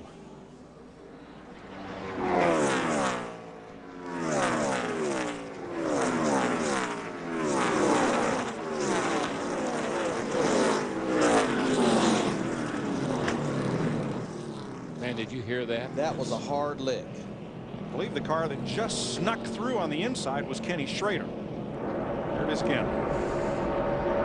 Some of that old bump drafting stuff that we saw at Daytona. Hadn't seen any of it since Daytona, but got very similar results what we saw happening at Daytona. That road gets the car airborne. Now it is Schrader who comes by on the inside and misses Andretti. But Andretti comes down off the bank right in Tim Sauter's path. Darrell, we've talked at length about why these drivers don't all just lift out of the throttle when something happens up ahead, but something might run into you if you do. That's got to be a hard choice to make. When to back off, when to get out of the throttle. Well, you first thing you try to do is miss the wreck. You take your best guess. Should I go high? Should I go low? Sometimes you're committed and you can't make a change. You can't just turn these cars on a dime.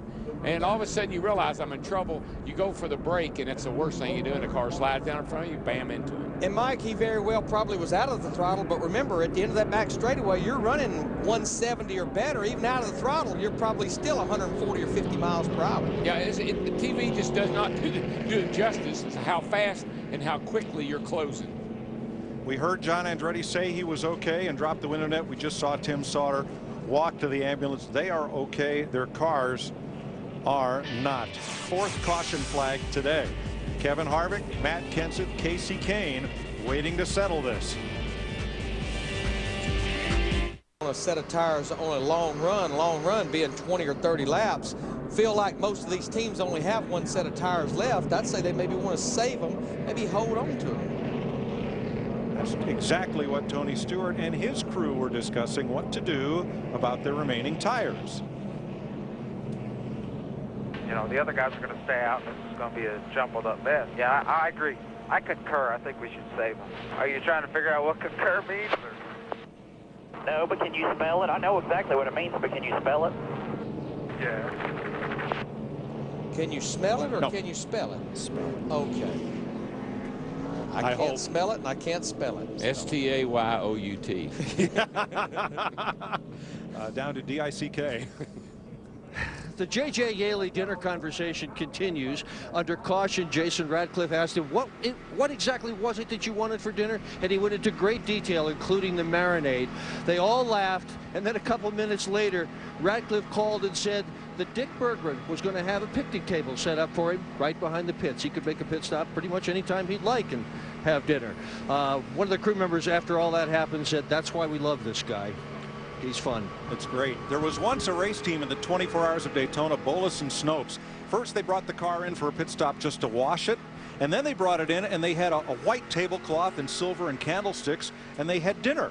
and then got back in the car and went out and ran. That was some time ago. Stevie one time waving to us right there. Stevie one time gave me a ham and cheese sandwich on a pit stop. That's great. I looked at it and I threw it down and I drove off, and she broke into tears because she said, I thought he liked ham and cheese. you wanted a goodies one time too. What'd they give you? Yeah, they gave me a Pop-Tart. Instead of headache powder. I thought I'm hurting, man. I'm really Speaking hurting. of headache powder. What's cooking down at the, I'm afraid to ask, at the Hollywood Hotel? Well, we always have humble pie ready for you guys. Now, Cheesy and Daryl go together no matter where he's eating. Wait a minute. Ham and cheese, I like that. That was Neil Now, Goldberg's whose side are you on here? How about your side? Always the Hollywood All right, Hotel. Let's do a quick recap, and looks like everybody's okay from what has taken place. Matt Kenseth, pole sitter, dominating the first 100 laps, leading 60 laps. His 34th birthday on Friday, and that's some problems for some of the younger guys in and out of the pits. Yeah, David Gilliland, they got in a little bit of a hurry right there. These guys had a wrench problem. They didn't get the left front tire on. He tried to drive away. That don't work, my friend. Paul Tracy. Yeah, he come in a little bit too hot. The open wheel champion right there went around the commitment cone, had to pay a penalty for that also. We have 13 drivers in their first Las Vegas race here. Kevin Harvick passing Casey Kane. Harvick has led 60-plus laps, your current leader, with 35 laps to go. Kevin LePage bringing out the third caution. Matt Kenseth moving back up towards the front, running third or second with Casey Kane third, and then 40 laps to go. And you see from the nudge from Jamie McMurray, John Andretti, who celebrates his 43rd birthday tomorrow, and watch Tim Sauter fly into the picture. Yeah, the 36 car, Tim Sauter coming through there, trying to avoid John Andretti, but man, hard lick right there. To me, it sounded like somebody hitting a baseball, a Major League Baseball game right there. I mean, just a hard impact. Good thing about it, John Andretti and Tim Sauter both walked away from this accident. And John Andretti, a 43-year-old Busch Series rookie. As we take a look currently, Harvick leading Kenseth and Casey Kane. Oh, there's the ham and cheese. See, we come up with the lines, and then they got to use I kind of like that now. I'm kind of liking that. Okay, you like that? I don't like that. All right, so Harvick's your guy to beat with 35 to go? With the mayonnaise or mustard. So Harvick's the guy you got to watch out for right now. Harvick's the guy. All right, the silliness continues here on FX. We got a race to finish here in Las Vegas on FX. News. Almost a full moon. Good news, we can see it, though. 16 lead lap cars. We're going to restart next time by. They're all in the outside lane, led by Kevin Harvick. You'll see them come across the crawl at the top of your screen. Only 2 cars 1 lap down, Ken Schrader and Stephen Light, who's done a fine job today. There's a look at it. 7 leaders, 10 lead changes. Kevin Harvick has led the most laps, 74. 4 caution flags, 23 laps. Now, we got a bunch of agendas up here in the front right now, don't we, Larry? Yeah, I mean, if you look to the inside of Kevin Harvick, you'll see Kyle Busch in the 5 car. Remember, he got 2 laps down because he made a green flag stop right before the caution that came out on lap 149. He'd like to get one of those laps back the natural way by driving by Kevin Harvick, and right behind him is Ken Schrader in the 66. He's the first car lap down. He just wants to hold that position. We get another caution, he'll be back on the lead lap with a free pass. When we get another caution. I'd say you're all over that. I think so.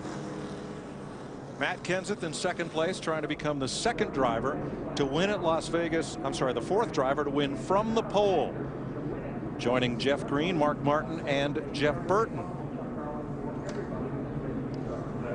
I would say business a pickup here. Remember, these cars still have very fresh tires. Oh, about 4 hard laps on them. John Andretti and Tim Sauter checked at the infield care center and released. They're both okay.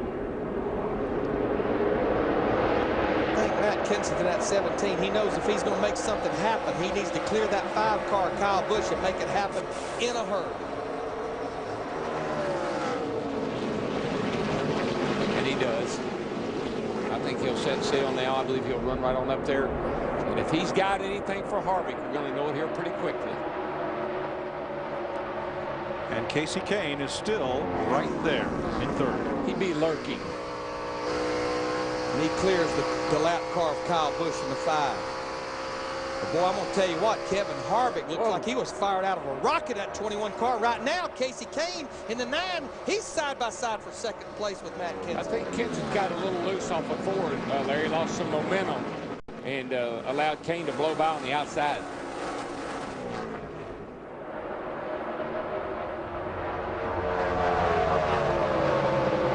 Kenseth says normally it takes him a lap or two for him to get his car really come in.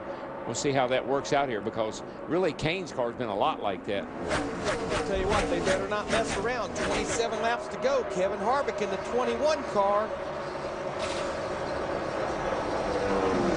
Casey Kane in that 9 just ran his fastest lap of the race here on lap 173, 32.18. Just a minute ago, remember that Matt Kenseth ran like a 31.90 just before that caution. Kenseth just doesn't seem to be able to quite hold pace in the first couple laps of this run. Kane all over Kevin Harvick for the lead. Tell you one thing, that 9 has got us some ponies under the hood. He comes marching down the straightaway. Watch him close on Harvick over there. Gets a good note, gets his nose underneath that. Watch that thing go down the back straightaway. Got some giddy up. But I'm going to tell you what, Matt Kenseth in that 17, he's pulling back up to these guys right here. We're going to have a three-way battle here shortly. I believe it. I really do believe that Kenseth's car takes about 4 or 5 laps for it to really come in and get going again. It was on the 4th lap a while ago after a caution that he ran his fastest lap. And that's about what's going on here right now. We got 26 laps to go. Steve? Yeah, DW, you're exactly right. When the last caution came out, Matt Kenseth said, I'm just a little bit loose, but the longer we go, the better I get. I'm going to tell you what, it's getting just about dark here, and the racetrack is down to 50 degrees track temperature. That means these guys are getting some good grip right now through the corners. So I think we got a couple of different agendas again, even with our leaders. I think Harvick's really good for a number of laps. Kane looks like he's pretty good for a few laps, and Kenseth seems to be the best on the long run. So Kenseth obviously doesn't want to see a late yellow.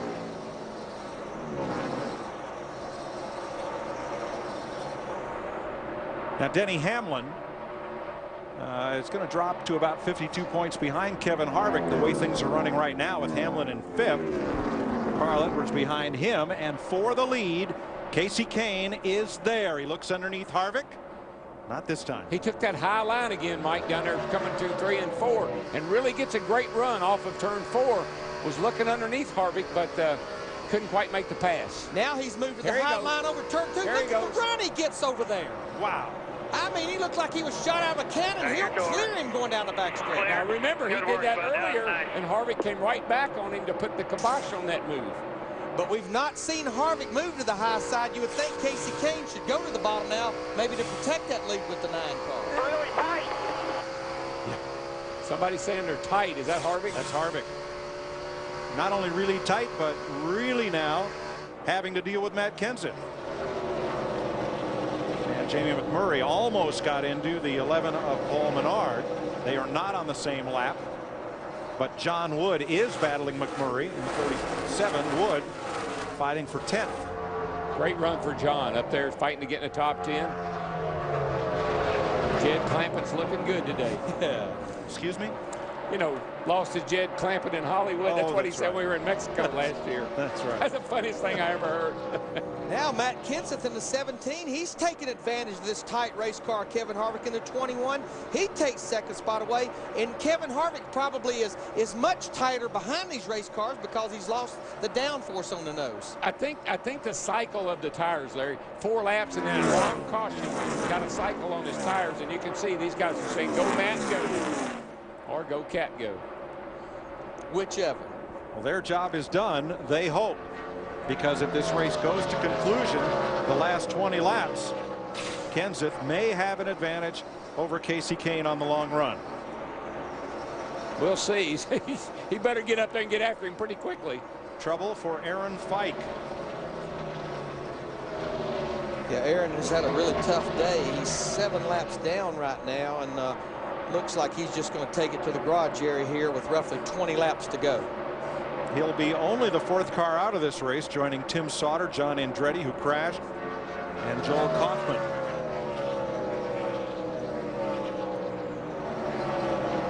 The Ragu Dodge last year was part of Tommy Baldwin and Ray Evernham's driver development program. It was the hungry driver's car, and they alternated between 4 drivers who were hungry for a full-time ride. This year, new program. Casey Kane behind the wheel, and he leads here by 0.8 of a second. Yeah, they just ran, Kenseth and Kane just ran identical laps practically, 75 to a 77. So 2 very equal race cars at this point. Carl Edwards in the 60, we're riding with him. Now he's closing in on Denny Hamlin in that 20 car, the red car right in front of him. This would be a battle for 5th place. See, Carl Edwards has moved up a little to the high side, really picks up some ground right in the middle of the corner where you pick the throttle back up. Well, that's where we saw Kane so strong from the center off. You can get back in the throttle, you're real free up off, can really make some time. And that last time getting back in the gas, Denny Hamlin's car got just a little bit loose, and Edwards was able to close right in. Keep working. You got this.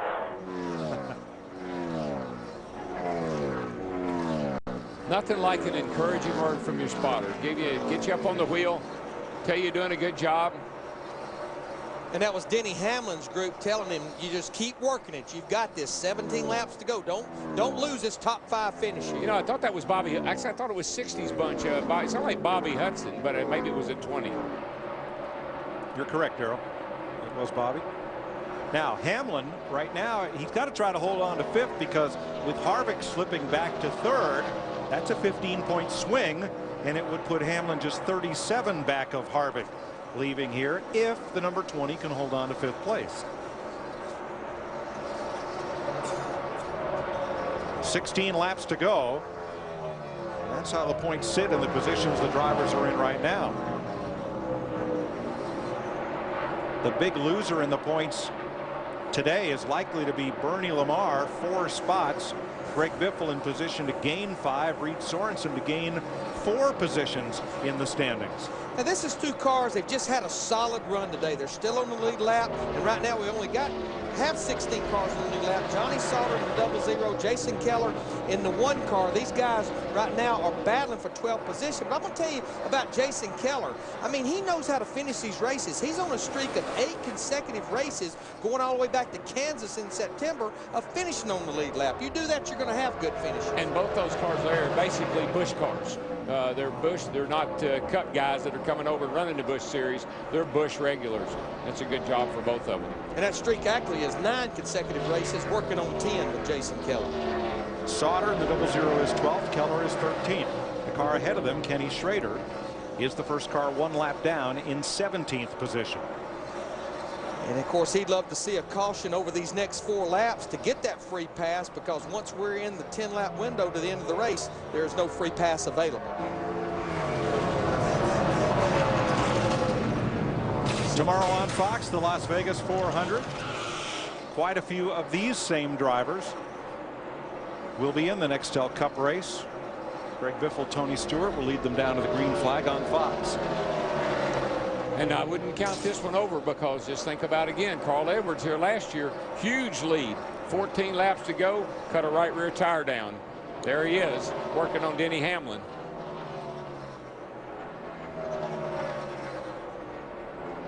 Their lap times are pretty similar. They're within 1/10 of a second. Forget about your mirror, just you and him. They are 6 seconds behind the leader, Casey Kane. Now, there was information being fed to Denny Hamlin. Don't worry about the mirror. Just look out the windshield and run your line. Hit your marks. You don't want to miss your marks here with 12 laps to go. Then he will get by you. Yeah, when you're running 180 miles an hour down in a corner, don't look back.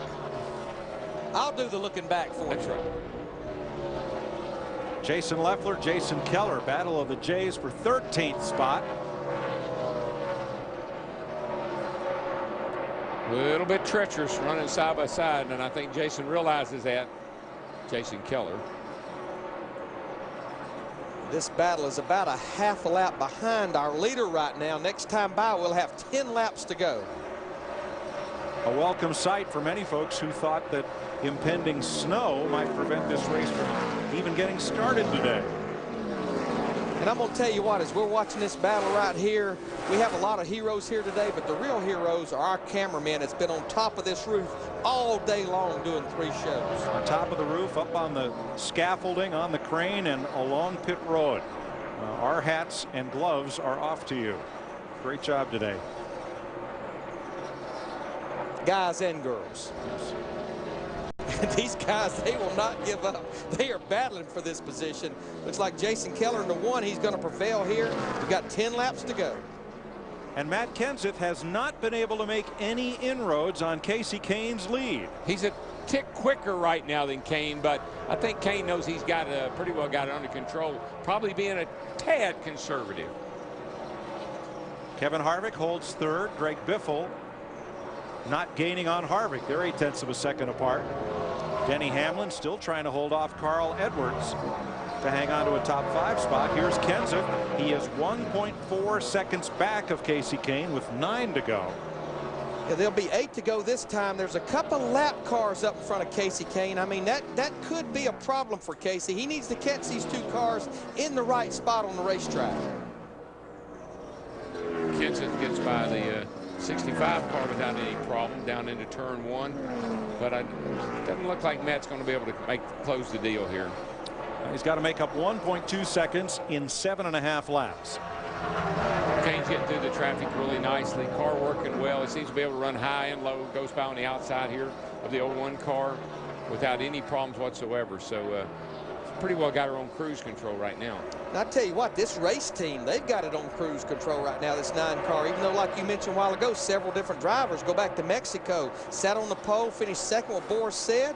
And I tell you what, they've been solid all weekend here with this 9 car with Kasey Kahne. A lot of travel from their Statesville, North Carolina base, but a lot of success in these 2 weeks for Evernham Motorsports.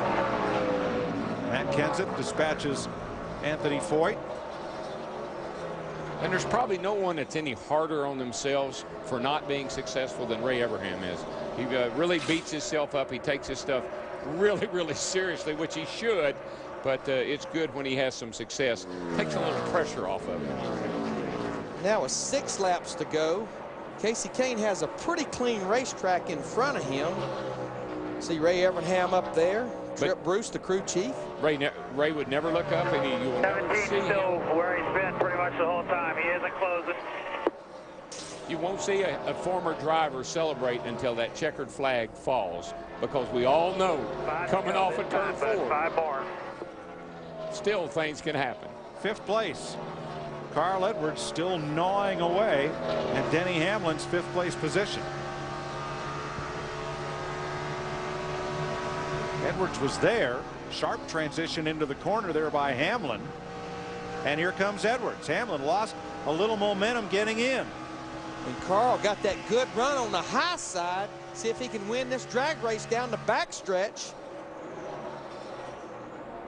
He drives it in there. The car sticks in that second groove, and he will prevail here as we're coming to 4 to go. I think there's going to be a number of guys that venture up to the high side, and when it's all over with, say, probably should have run up there a little bit more than I did, because when Kasey Kahne flew by Harvick there earlier, there's obviously grip out there. And that's good news for that 400-miler tomorrow. That's right. 4 to go, and there's a chance Greg Biffle could catch Kevin Harvick for 3rd. They are 0.7 of a second apart with 4 laps to go, and Biffle is a 1/10 or 2 quicker than Harvick. Here's your leader, Kasey Kahne, the Ragu Dodge. There's the Pennzoil Ford for Matt Kenseth. Kenseth cuts a 1/10 off of that lead about every other lap. It seems like Kasey maybe is just being real cautious getting by these lap cars. Yeah, he's got 3 cars up there now. He is caught in a hurry, and it looks like he's going to catch 2 of them going down into turn 3. His car's so good on the outside, though, Larry. I think he'll be able to move up and get around these guys without any problem. Well, he's going to have to take the 27 car David Green on the inside. And then Steve Park. 2 more this time. You're all clear. 2 more. 2 to go. Kenseth's definitely closing, but I think it's going to be too little too late. Harvick will probably hold on to 3rd over Biffle. Caution. What happened? Ruh-roh. Big smoker down in turn 3, and it is David Gilliland, who had such a bright start to the day, but that looks like a lot of smoke out the right exhaust pipe to put us under yellow with 2 laps to go. And now you know why Ray was not celebrating. Exactly. Now remember, these guys have been out there on these tires ever since the restart back about lap 156. Now in that window, we've had 18 caution laps, so that means a lot of them have got close to 40 laps on their tires. Darrell, it looks like we will set up for that green-white checkered here, you pretty much know those guys at the front of the pack, they're going to stay out. But I'm going to tell you what, you look back there about probably 10th through 15th, those guys will come get that last set of fresh tires. Guarantee you one thing, if I got me tires over there, I'm coming in. If I'm Carl Edwards, I'm definitely coming in. You're going to give up 5th place to come and get tires and then race just 2 laps? Well, he saw. Wow. We've seen Carl pretty consistently do that. That was the reaction of Casey Kane's crew right there. They know this is going to put Matt Kenseth on that rear bumper at least for a 2-lap shootout. You can see Casey Kane already behind the pace car. Real important. Get those tires cleaned off, and he's got to make sure on this restart, don't spin the tires. Yeah, I guess if I'm Edwards in 5th, I'll probably stay out. I would come a little further back, maybe to Sorensen. Right. How about if you read Sorensen in 10th? Maybe. We'll find out here in a minute. Well, as they say, it's never over until the tablecloth waves. And we'll have 2 laps to go, we hope. A green, white, checkered flag restart. Now, I think pit road was actually closed that time right there. So, you know, that's good. That if you're one of those teams back there, that gives you another lap to think about. What do I really want to do here? And really and truly, Larry, I think it would be a bad deal just that you can pit. It makes it even for everybody. You know, you just got to stay out. You mean if we go into an overtime? In overtime. Okay, you got to stay out.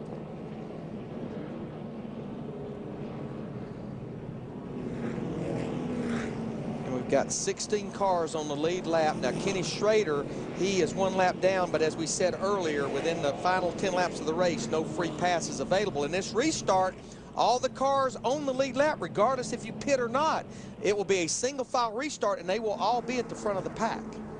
Well, Larry, tires are worth 2 seconds a lap over old tires. But track position and getting up there to be able to use them, that's the question you've got to ask yourself.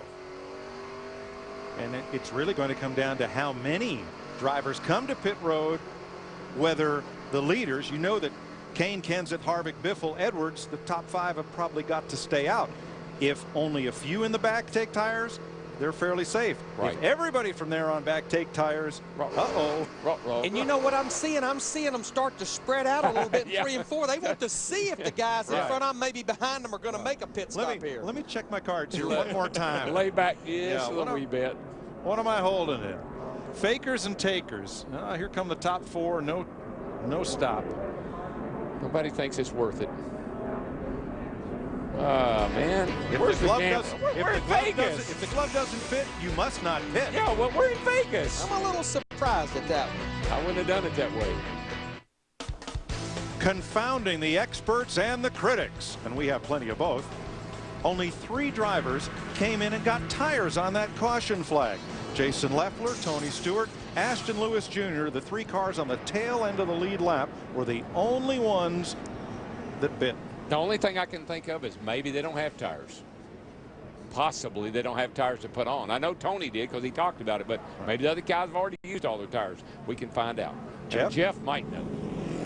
DW, I really wish I had a good answer for you on that right there, but I don't, partner. But I do agree with you. And if you got tires, why not go ahead and roll the dice? You've said it. You set it up very appropriately. Tires are worth so much on this restart. If you're back here 10th or 11th, you easily can pick up 4 or 5 positions. If you came in, went back up there, and then restarted, it'd be real easy to get up there and challenge for the lead. Well done. Let's hit the casino. Let's wrap this thing up. So Harvick, moments ago, right, was in pretty good shape, and then things changed, and then, you know, Casey Kane was ready to roll home, and now we have the green, white checker, single file restart. So everything is lumped together. Well, now. what could be interesting right now, believe it or not, you look back there at J.J. Yaley and possibly Clint Boyer, they may be in the best position of them all, because when all these guys go bailing off in there, trust me, they're going to be going for broke. There may be a little bit of bumping and banging going on. He may be in the best position. He may be able to come right on the inside and drive by all of them and steal a win. And it was 2 years ago when Casey Kane finished 2nd in both the Busch race and the Cup race. He's hoping to win here and do the same tomorrow on Fox in the 400-mile Cup race. Let's rejoin Darrell, Larry, and Mike. Well, we'll see what happens to the 3 drivers who stop, because Jason Leffler will restart 14th.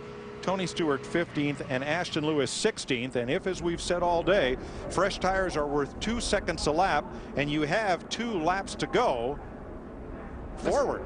You time your restart right on this restart. You go to the outside, you got the tires, you got the grip. You got to be able to sail by a bunch of these guys. Well, you know, again, we've got a report from our guys and the girls in the pits that these guys like Denny Hamlin, Greg Biffle, they have tires in their pit. We've already made a note. There's 38 hard laps on their tires, but Darrell, the one thing I know teams talked about out here from the test is cycles on the tires. In other words, getting them up in temperature, cooling them down under caution. That hurts these tires. I think that's what happened to the 21 car, Harvick. He was all right until he had a little 4-lap run there, got a long caution, tires cooled off, car wasn't as good when it went back to green. Now this is the process we were talking about. Lead lap cars only, single file restart. The lead lap cars go to the front of the pack, so the top 16 cars will all be up there nose to tail on this restart.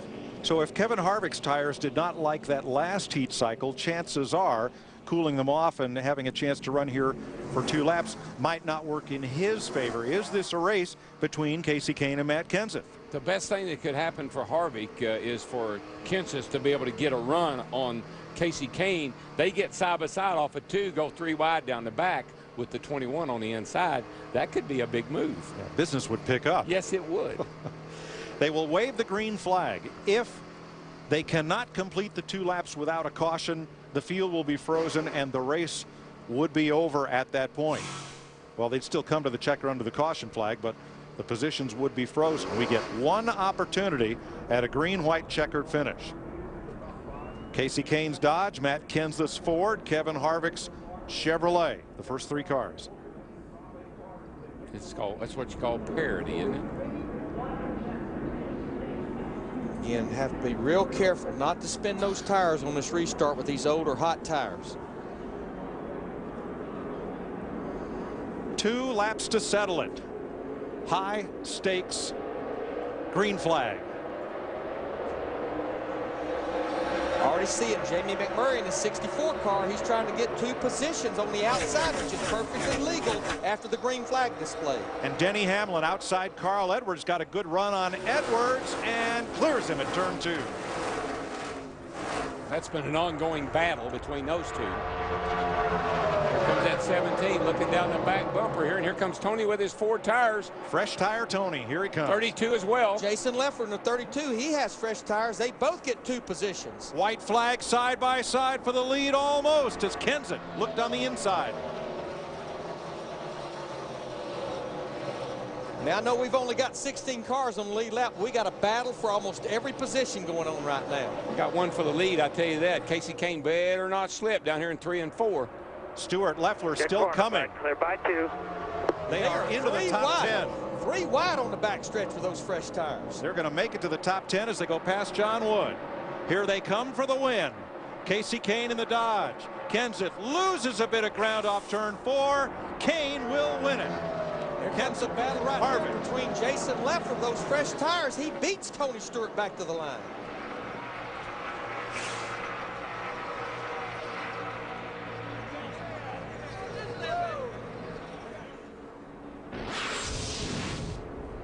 John Wood forced to the outside, got up a little high there, coming off the corner, and it looks like not a lot of grip, John.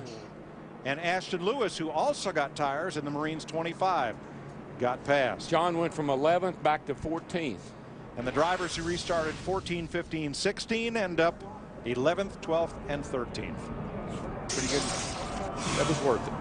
The first Busch Series win by a Dodge in 2006. 5th straight season that a Dodge will go to victory lane in the series. Good job today. Kasey finished 2nd in this race in 2004, driving the number 38. This will be his 4th NASCAR Busch Series victory in 107 races. Homestead 2003, Texas, and Kansas last year. Must have some friends down in turn 1. He went down there to do his burnout. I believe he's going to go the distance this front stretch, or try to with this burnout.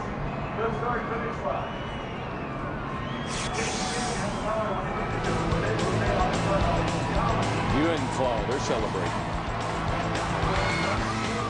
Kasey Kahne in the 9 car. His Ragu Dodge says "Hasta la vista, baby," to capture the win. The new and improved Just for Men hair color targets only the gray. Ain't nothing like it. That's your Just for Men move of the race. 25-year-old from Washington State, big Seahawk fan. In victory lane.